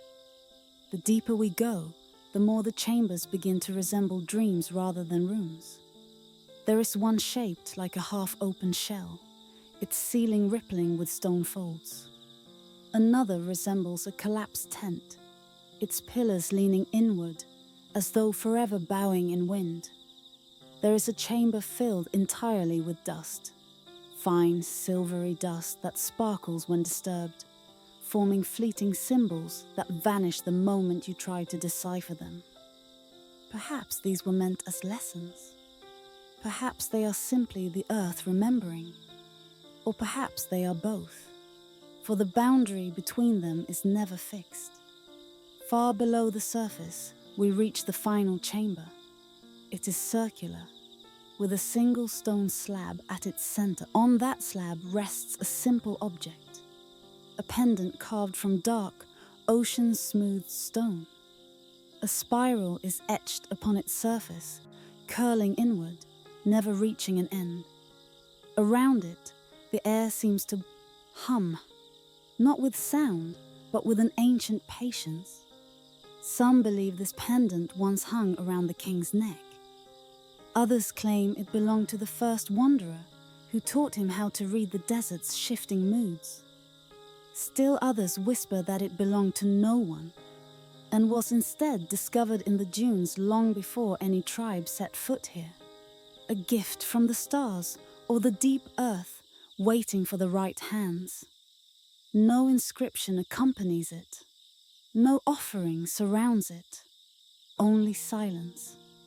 A silence so complete that it feels alive. Perhaps this is the true burial. A quiet that holds all the motion of a life lived in endless movement. A stillness deep enough to cradle the memory of wandering. A silence that is not absence, but presence in its gentlest form. We linger, for there is something sacred in this stillness. Not heavy, not mournful, simply complete. And then, softly, we begin our ascent. The chambers blur behind us like fading lantern light. The shelves of star-marked scrolls retreat into shadow. The reed-woven crown glimmers once more, as though bowing farewell. The dunes whisper from above, stirring dust along the passageway, like the rustle of robes in a dim corridor. When we emerge, the night has grown deeper. The moon rests lower. The dunes shimmer as though brushed by a quiet hand. We stand before the cairn once more, silent, patient, eternal. The wind shifts, carrying grains of sand across our footprints. Within moments, they blur, soften, vanish, as though the desert, ever loyal, ever wandering, refuses to let any path remain fixed for long. Perhaps it was never meant to be found. Perhaps it will never be found again. Some voices only echo when we are ready to listen, and fall silent when we are not. As we take our final step away, the dunes settle into their ancient drift. The cairn becomes a dark silhouette under the descending moon, and the nomad king, who ruled by walking, who wandered until even his name became dust, returns to his quiet, timeless rest. A rest guarded not by walls or soldiers, but by the endless, shifting sands that remember every story and reveal none completely. Tonight, the desert closes its eyes, and somewhere beneath its dreaming surface, the king sleeps on. Held by silence, embraced by movement, and watched over by the faithful dunes that were once his only throne.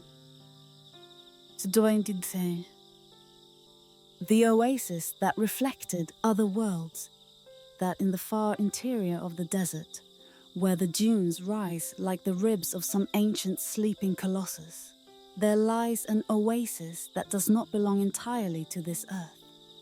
Travelers speak of it only in low voices, as if even breath might disturb whatever fragile enchantment shelters it. They describe a place where the heat bends light into soft wave, where the horizon shivers as though struggling to hold its shape, and where a single pool glimmers at the heart of a sun-bleached hollow. A pool whose reflections do not always match the world around it. On certain days, when the sun hangs like a hammered disc of bronze above the sand, The oasis appears only as a mirage. The surface of its water ripples in the distance like a tremor of memory, and those who approach do so with a long, careful patience. Some believe the pool is a gate, a thin veil between realms. Others whisper that the oasis is older than the dunes themselves, older than the first caravans, older even than the wind that shapes the desert's endless spirals of dust. And on the evening our chapter begins, the air around the oasis quivers with more than heat. It quivers with anticipation, as though the land is holding its breath. Whispers tell us that as the last stretch of daylight fades, the oasis becomes something else entirely. Its water, which moments before seemed nothing more than a trick of the eye, gathers into perfect stillness. The colors of the desert shift from clay red to pale lavender. The first stars prick through the soft dusk overhead, like tiny lanterns hung from an unseen ceiling. And there, in the dimming light, the pool begins to reflect what is not present. A broken archway appears where no ruins stand. A caravan of shadow camels moves silently across the water's surface, though the sand around the pool is marked only by wind. A distant spire, tall, veiled in mist, gleams in the reflection, though no such structure rises from the desert. The oasis, at this hour, becomes a mirror not of this world, but of others. It settles into its nightly form, a glassy eye watching the sky with patient reverence. Some say that if one stands at its shore and closes their eyes, they may hear faint echoes rising from beneath the surface. The shuffle of forgotten footsteps, the chants of long-vanished priests, the crackle of fires lit in cities now drowned by time. Some say the oasis remembers every civilization that ever touched this desert, and perhaps a few that never did. And so, with the soft descent of the twilight, our story steps gently toward the rim of that shimmering pool. Beneath the silence, the desert cools. Sand, once blazing hot, sighs into shadow. The oasis glows faintly under the first touch of moonlight, becoming a pale, circular lantern in the heart of the darkening expanse. It is in this quiet that the visions begin to drift across the surface like petals caught on a windless tide. Visions of vanished caravans where the moonlight falls upon the pool. Reflections slide into view. Not sharp, not certain, but softly blurred like memories summoned from deep sleep. One moment the water shows an ancient caravan moving in a long line through dunes that shimmer like powdered glass. Their robes ripple in a wind that does not exist. Their torches flicker with no scent of smoke. Perhaps they belong to a migration erased from written history. Or perhaps they are only shadows of something that might have been. The desert, after all, keeps its secrets beneath layers of silence. Forgotten temples and buried gates when the breeze shifts. The reflection shifts with it. The caravan dissolves. In its place rises the faint outline of a temple. Columns leaning like tired guardians. Star-marked banners fluttering in some unseen current. Its sandstone walls shimmer with carvings of spirals, of rivers, of constellations whose names were lost long before the first cities grew along fertile rivers. Some believe the oasis remembers every forgotten shrine swallowed by the earth. Others think it conjures places that once belonged to other worlds entirely. Temples that stood beneath a different sky, under constellations that never graced this desert. The pool reflects them all with equal gentleness. Worlds that drift between what was and what could have been. Where memory fades, the reflections become even stranger. For there are nights when the pool reveals not the past, but futures that never unfolded. One ripple shows a city of shining stone rising where dunes now stand. Towers shaped like reeds bending in the wind. Doorways glowing with oceanic blue fire. Another ripple shows ships with wings instead of sails, gliding over an inland sea that has not existed for thousands of years. Perhaps these are visions of what the desert once dreamed it might become. Perhaps they are remnants of choices never made, paths never taken by the civilizations that passed this way. The desert has seen many ages. It has welcomed hunters, nomads, kings, prophets, wanderers, and scholars. It has recorded victories and losses in the patterns of its dunes. Yet, the oasis alone remembers not just what happened, but what might have happened. And so the surface of the pool becomes a tapestry where time is no longer a straight line, but a spiral. One that curves gently inward, layer upon layer, toward a center marked by the moon. The celestial river, ancient lore, tells a story whispered only around dying campfires. That the oasis is not truly water.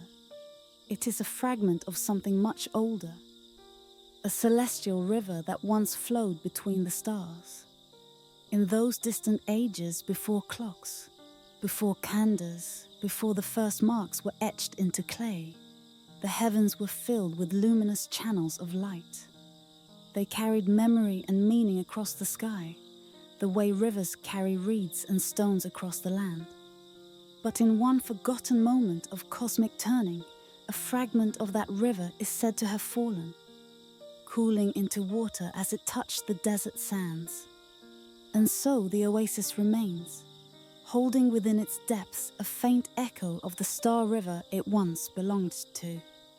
Some nights, when the air is clear and the moon high, the pool does not reflect the desert at all. Instead, it reflects the sky beneath the sky, a vast oceanic darkness swirling with constellations not yet born. This is why travelers approach it with reverence. This is why even the wind grows quiet near its edge. It is not merely a pool, it is a memory of the cosmos, the shifting reflections as midnight draws near, the vision sharpen.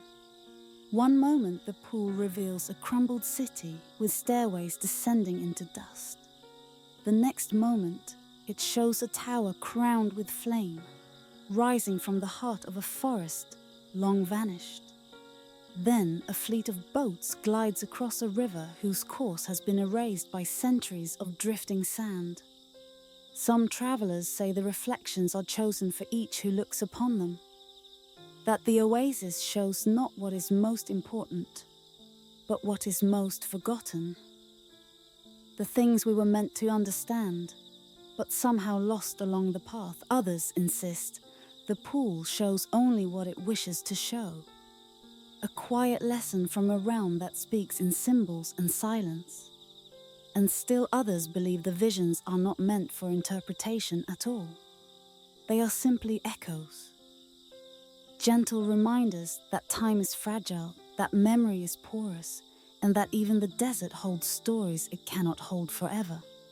Eventually, the night grows thin. A softness enters the sky. The quiet blue of dawn, gathering at the edges of the east. Stars withdraw one by one, like lanterns being carefully extinguished. The oasis feels the change. Its waters tremble once, as though stirred by a long, low sigh. The reflections begin to blur. The temples fade back into nothingness.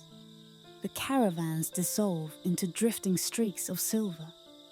The celestial river dims, its currents folding inward like the wings of a tired bird. By the time the first beam of sunlight touches the sand, the pool is once again an ordinary body of water. No mysterious spires shimmer across its surface. No lost civilizations breathe through its glassy skin. No futures or forgotten memories ripple beneath its depth. The oasis sinks back into silence, as if sealing its visions beneath a veil of stillness. A veil patterned with dust, with moon-marked echoes, with secrets the desert holds gently but firmly. Perhaps it was never meant to be found. Perhaps its reflections are only for those who wander without seeking. Or perhaps some voices only echo when we are ready to listen. Morning spreads across the dunes, warm and golden. The traveler who stood at the oasis will leave no mark except the soft outline of footprints that the wind will soon erase. The desert will resume its endless breath. The dunes will shift like slow-moving tides. And the oasis, quiet, shimmering, untouched, will wait for night to return. For in forgotten corners of the earth, there are places that remember the worlds that came before us, and the ones that almost did. And as the listener drifts towards sleep, the final image lingers, a pool beneath the moon, reflecting not what is, but what might have been, before it folds its visions back into silence once more. The footprints that refused to fade. It is said that in certain deserts, those wide, breathing plains, where silence ages like an ancient king, the sand remembers more faithfully than stone. This story begins in one such place, at the hour when the sun has just slipped behind the horizon, and the world exhales its first cool breath of twilight. Here, where the dunes unfurl like pale waves beneath a growing canopy of stars, a pattern lies pressed into the earth. Not a script, not a symbol, but footprints, strange in depth, unwavering in direct direction, holding fast as if the desert itself had decided to keep them. They begin in a shallow basin where the wind rarely reaches, as though whoever stepped there arrived suddenly, not from any visible path, but from the air itself. The prints are deeper than a human stride, yet shaped with remarkable softness. Each one seems molded by intention rather than weight, cupped into the hardened soil as though the ground had softened only for a moment, then sealed in the marks like a memory turned to stone. Whispers tell us that these tracks have lingered for centuries. Some say longer, they remain even after sandstorms that scour the surrounding dunes into entirely new shapes.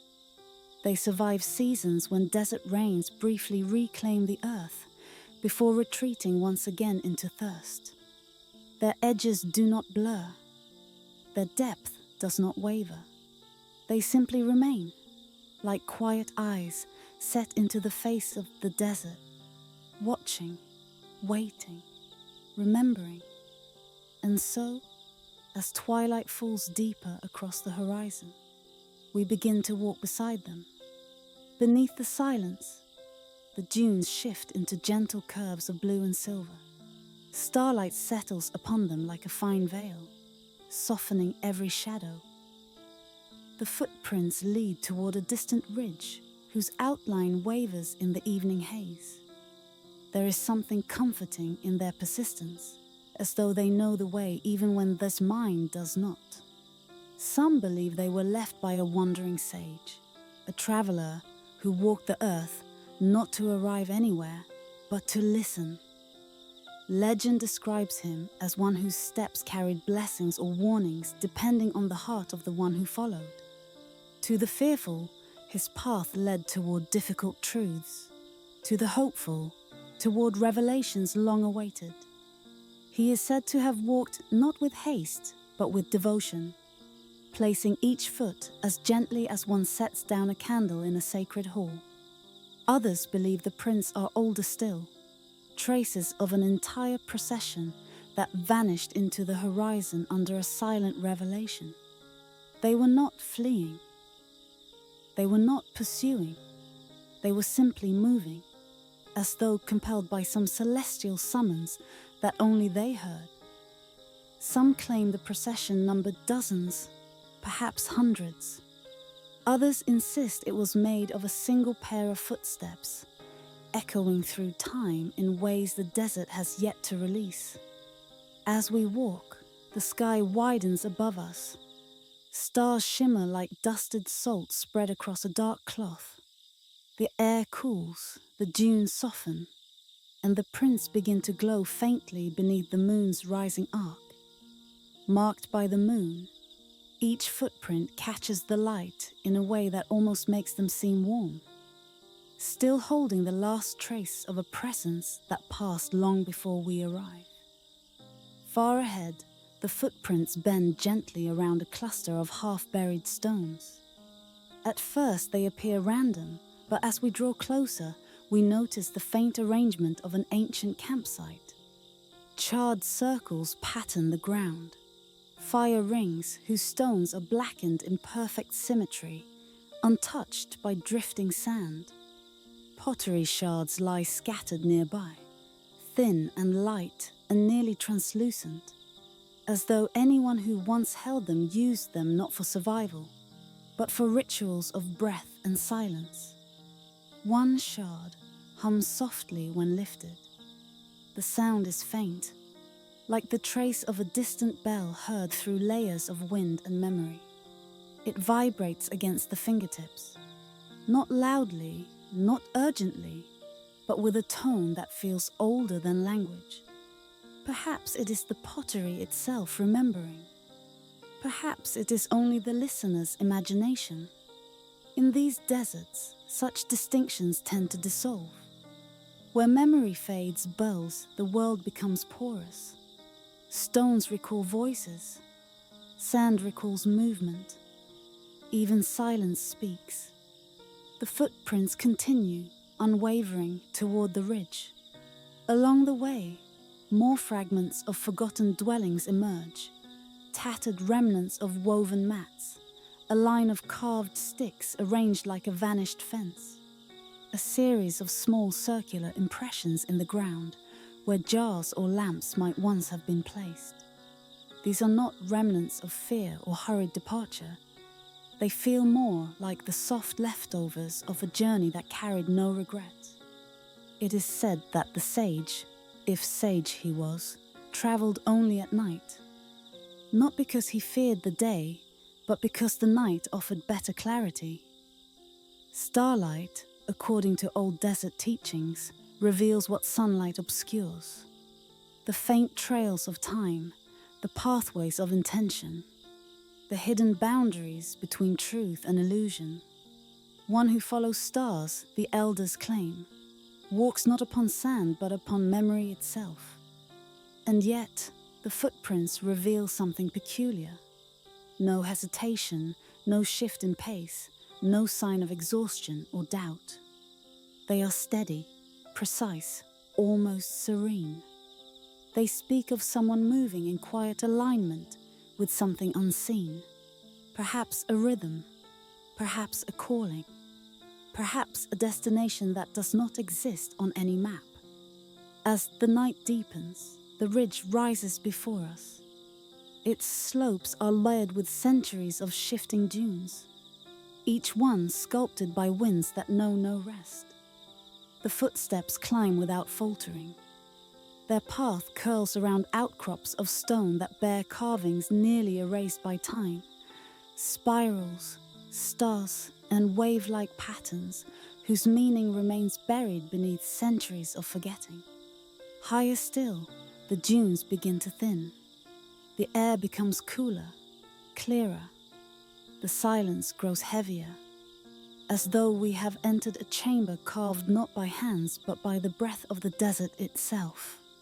And then, just before the ridge crests, we come upon a final remnant of the vanished travelers, a row of standing stones arranged in a crescent. Their surfaces are smooth, almost polished, though no water has touched them in ages. Each stone leans slightly inward, as if listening to the prints that pass beneath them. And then, Suddenly, the footprints stop. They end at the ridge's crest, at a cliff overlooking an ocean of sand that stretches into a silver horizon. The cliff is high, its face sheer. There is no ledge below, no path, no sign of descent. The prints simply arrive here and vanish, as though those who made them continued walking forward into the sky, unbound by Earth's insistence on gravity, as though the horizon opened for them and then quietly sealed behind. Beneath the silence, the desert feels different here. Thinner, perhaps, more transparent, as if something once passed through this place. Something gentle, purposeful, and unburdened. The air holds the faint scent of minerals long hidden below. The wind curls in slow spirals, whispering along the cliff's edge. Some believe the procession did not vanish at all. They say the desert remembers only the prints because it could not hold the travelers themselves. Others imagine a more celestial departure, a rising into realms where footprints no longer apply. Still others think the path simply turned inward, into the world behind the world, where journeys continue in ways the waking mind cannot follow. Whatever the truth, the wind begins to stir. It lifts grains of sand into thin, wavering lines. Dunes shift faintly. Shadows move with soft nocturnal grace. But when the wind passes across the ridge and flows down toward the basin where the first prints lie, nothing changes. The footprints remain, perfectly shaped, undisturbed. Perhaps it was never meant to be known who walked here. Perhaps the journey itself was the message, an imprint of devotion, or searching, or revelation that transcends the boundaries of names and ages. Some voices only echo when we are ready to listen, and so we stand upon the ridge as night deepens into its quietest hour. Stars lean closer. The sky grows soft. The wind hums through the stones and settles once more into stillness.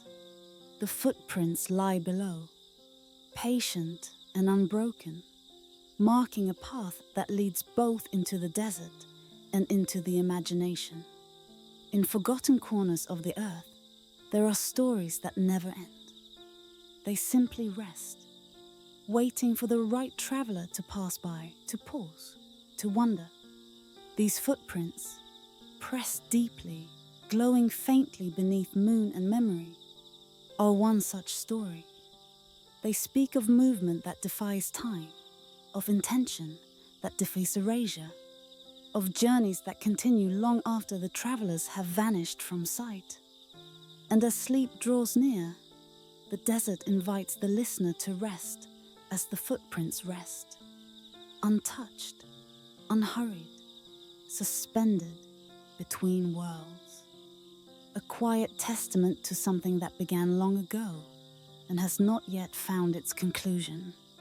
For the wind has risen, but the footprints refuse to fade.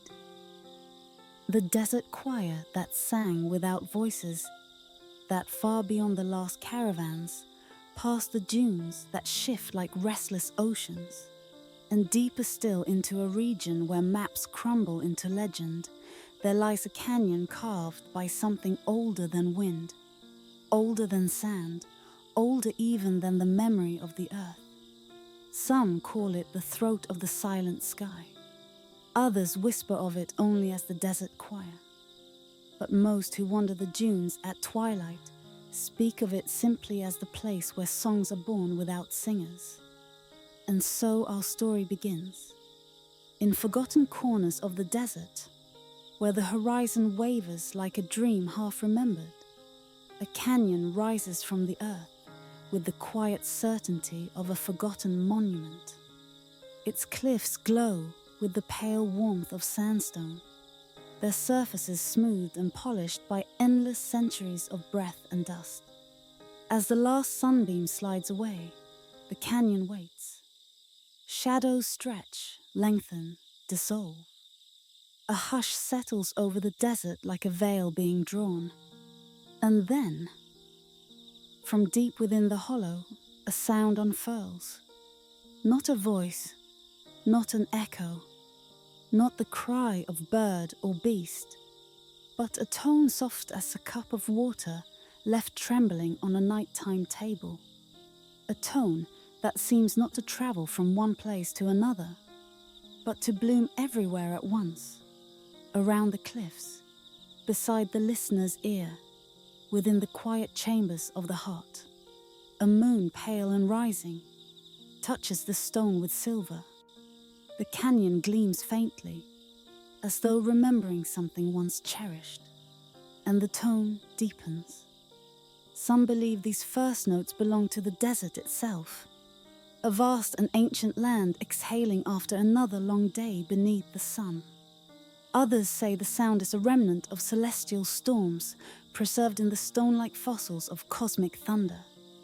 But the oldest tales, whispered around dwindling fires, speak of something stranger still, that the canyon gathers the breaths of all who wander its borders, that it drinks in the sighs of travelers, the final whispers of lost caravans, the prayers spoken into the night. And at twilight, when the world thins, it returns them as music. Whatever the truth may be, the first notes rise, fall, and linger, inviting us deeper, inviting us to listen. We step into the canyon as one enters a holy hall. The walls rise on either side like pillars of a forgotten temple. Their textures bear the marks of wind-carved spirals, faint grooves that almost resemble script, lines and curves, as though someone long ago tried to write on the canyon itself. Here, sand does not simply lie upon the ground. It drifts in long sweeping arcs, carried by currents so delicate they resemble breath rather than breeze. The canyon's shape funnels the wind into pathways, corridors, and chambers, each sculpted to receive it.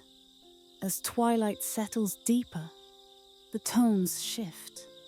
A low resonance emerges, vibrating gently beneath the soles of our feet, mingling with the grains of sand, stirring the air like invisible fingers plucking ancient strings.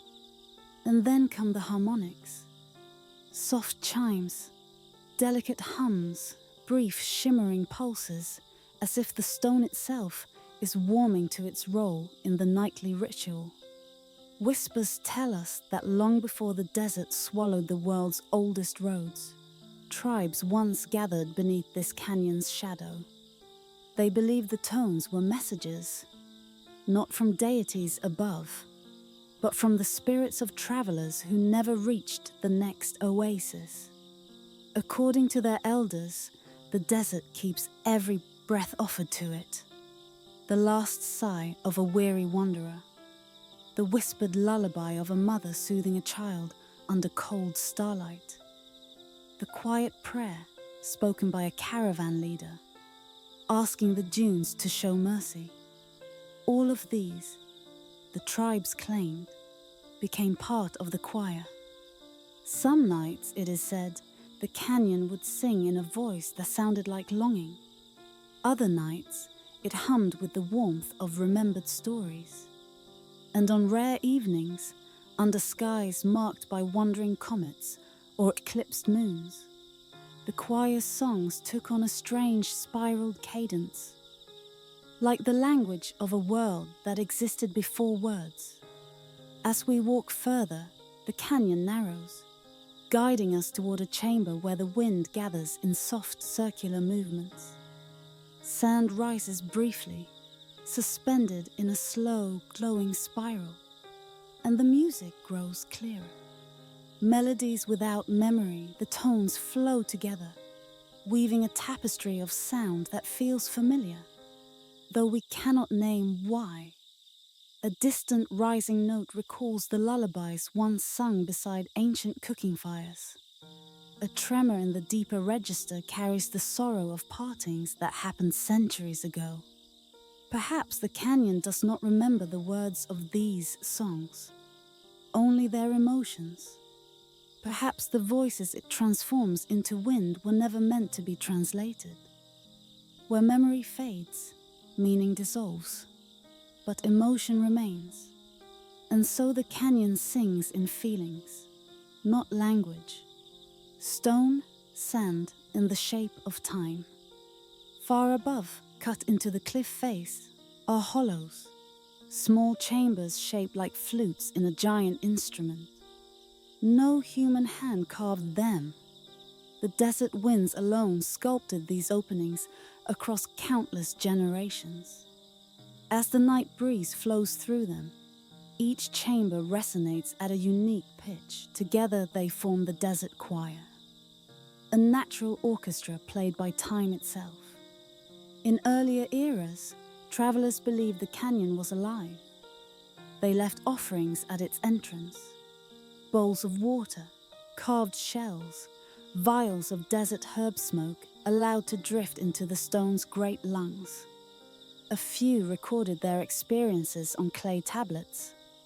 Those fragments, now buried in forgotten archives, describe the canyon's voice as a sound carried by spirits with no feet, a choir of those who travel without bodies, music from the breath of ages. A modern ear might call it acoustics. A historian might call it a geological phenomenon. But out here, in the quiet embrace of warm stone and moonlit sand, such explanations fall away. Out here, the canyon breathes. And in breathing, it sings. As the moon climbs higher, the tones soften. The choir does not stop suddenly. Instead, each note withdraws gently, like a tide slipping back into the ocean. Layers of harmony fall away, one by one, leaving only the faintest vibration in the stones. It is said that the final note of every desert song is not truly sound, but absence, a long exhalation that returns the canyon to stillness. We stand near the narrowest point, where the walls nearly touch. The air here feels cool, though no wind reaches us. There is a sense of expectancy, as if the canyon itself wishes to hold one more breath before releasing it into the night. The last note floats outward, a fragile, shimmering whisper, marked by the moon and carried along the canyon's length like a torch passed from one invisible hand to another. And then silence. A silence so complete, it seems to be its own form of presence. A silence that gathers around the ribs, settles behind the eyes, and slows the pulse. A silence that holds the memory of all who have walked here, listened here, dreamed here. Some believe that when the final note fades, the canyon listens in return, that it waits, gathering the sounds we carry with us, the soft rhythm of our breath, the rustle of our clothing, the unspoken hopes hidden in our thoughts. Perhaps it keeps these fragments. Perhaps tonight, something of us becomes part of tomorrow's choir. Or perhaps the desert simply likes to know who walks through its ancient halls. Beyond the canyon, the dunes stretch endlessly, brushed with faint lunar glow. A lone breeze drifts across their peaks, but does not enter the choir. It skims the surface lightly, as though respecting the sacred stillness left behind. We take one final look at the hollow depths, now drenched in moonlight. The walls seem serene, emptied, yet full of possibilities. No inscription remains to tell us who first heard the songs. No record explains why the canyon sings only at twilight. No traveler has captured the sound in anything more permanent than memory. And that, perhaps, is as it should be. Some voices only echo when we are ready to listen. Some mysteries breathe more fully when left ungrasped. As we step away, The desert stretches before us, vast and quiet. The silence of the choir lingers in our ears, a gentle ache, like the last fading note of a song once cherished by a world that has long since turned to sand. Beneath the silence, the canyon sleeps, marked by the moon, kept by the wind, carved by time, waiting for the next twilight song. And as we drift toward our own night's rest, the memory of its music follows us like a thin silver thread, soft, ancient, and full of echoes that will continue to hum long after dreams have taken hold. The sandglass that measured the sky. That in a desert where the dunes move like tides, there once stood an observatory carved not from stone, but from the bones of the earth itself. A structure weathered by centuries, yet still exhaling faint breaths of ancient purpose. Its arches, long collapsed, form silhouettes against the twilight.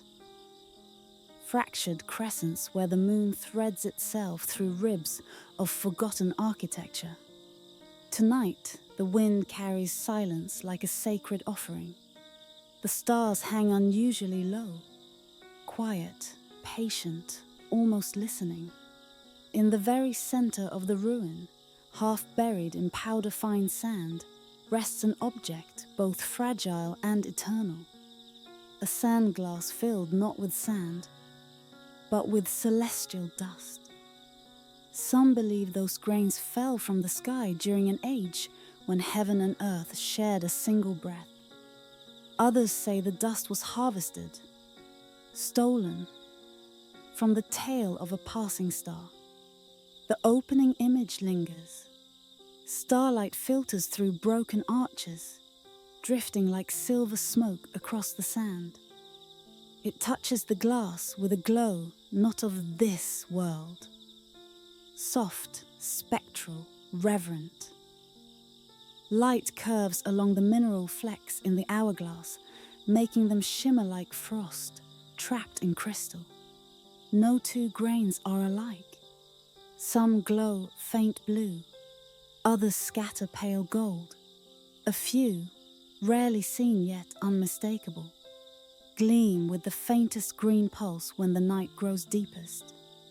Whispers tell us the sandglass did not measure time as we know it. Not seconds, nor hours, nor years drawn across calendars. It measured something more elusive. Something older, softer, vaster. The breath of stars. The civilization of observers. Long before the desert grew its ocean of dunes, this place was the heart of a civilization scholars barely agree ever existed. Their name fades across cracked tablets, always shown as spirals, as if the people themselves were a winding motion, a celestial turning. Some call them the Astrum Choir, though that may be a title assigned by later imaginations. No one disputes they watched the sky with relentless devotion. They built not walls, but sightlines.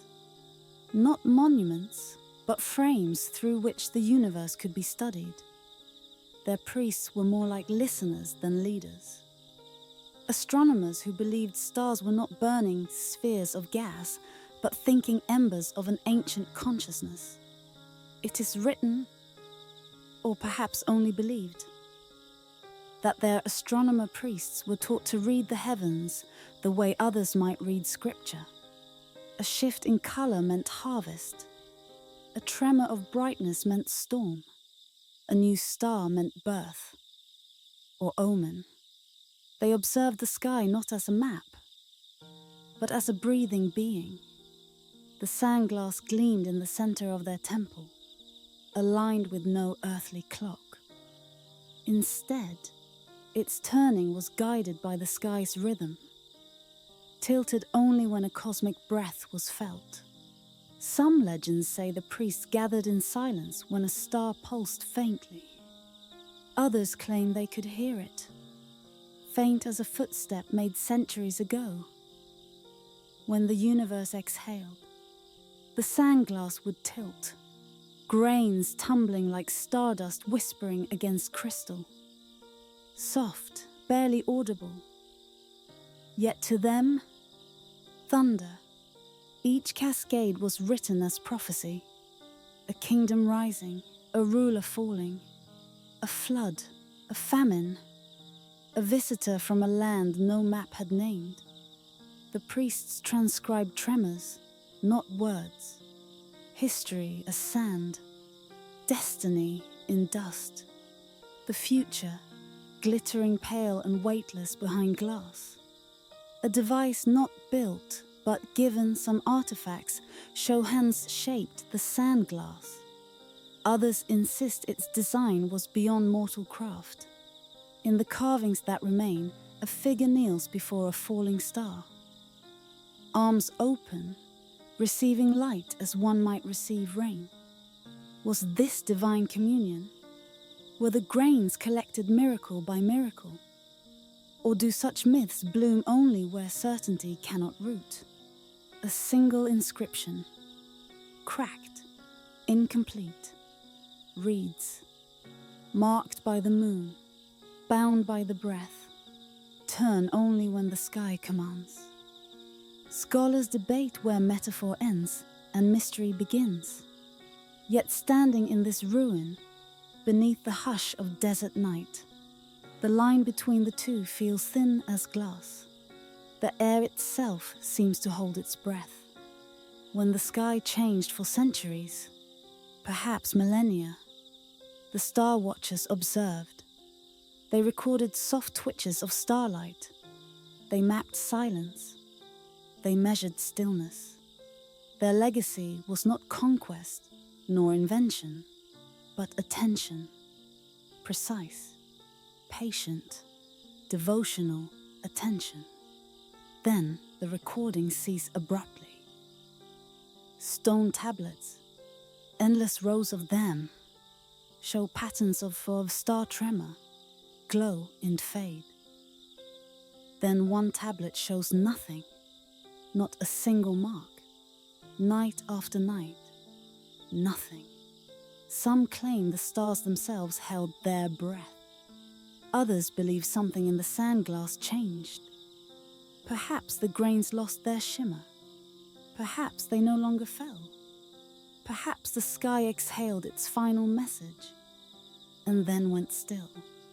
A final tablet, the last ever carved, bears only a single spiral, a closed one, where beginnings loop back into endings, where breath returns to silence.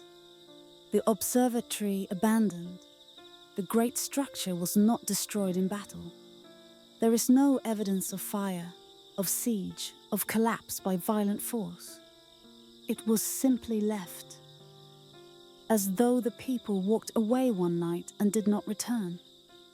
Some imagine an exodus beneath silent stars, the priests leading a procession into the dark. Others picture an underground chamber where the people still live, waiting, listening for the sky's next tremor.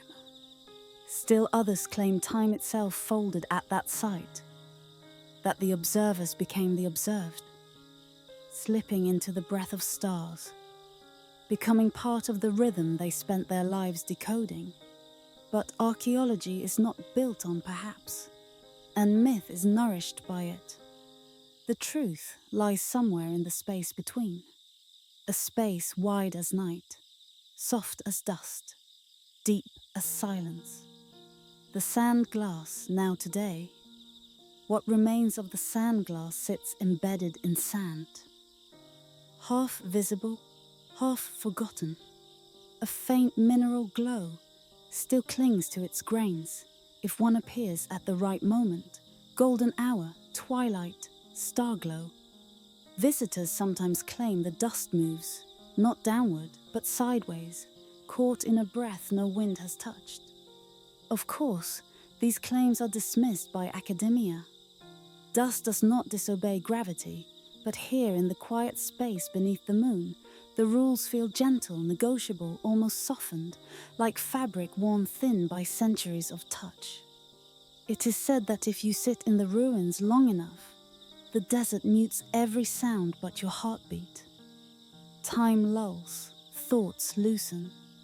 Sleep presses its cool fingers to the back of your eyes. And sometimes, just before dreams arrive, you may sense, rather than see, a flicker of motion in the glass, a star inhaling, a universe waiting. What the sky still holds. Perhaps the sandglass was never meant to measure time. Perhaps it measured attention, the act of noticing, the sacred patience of looking upward, outward, and inwards at once. Civilizations rise. Civilizations crumble. Stone yields to sand, memory to rumor. But the sky continues, infinite and unhurried. Some stars are ghosts, their light reaching us long after the fire has died. Some prophecies come true only when we forget to search for them. Some secrets reveal themselves only when sleep lowers its veil. The fade into silence. Imagine now the observatory restored in the theatre of your mind. The arches whole. The floor swept clean of desert sands. The sandglass upright at its center. Torches flicker softly. Stars shimmer through oculus openings. Voices speak not in words, but in breaths aligned with the turning of celestial bodies. Above, the sky stretches infinite. Vast, velvet, ancient, stitched with light from worlds unseen. Below, the sandglass holds stillness. Grains not falling, not rising, simply suspended. Like a moment protected from passing. Perhaps it was never meant to be understood. Perhaps knowing is far less sacred than wondering. For some voices only echo when we are ready to listen. And some mysteries wait not for time, but for attention. So let the desert keep its secrets. Let the ruins rest beneath starlit hush. Let the sandglass sit unturned, holding the breath of stars in quiet patience. Tonight, sleep approaches. Imagine it. The stillness, the shimmer, the eternal pause between inhale and exhale. And remember, some mysteries lie beyond the measure of time.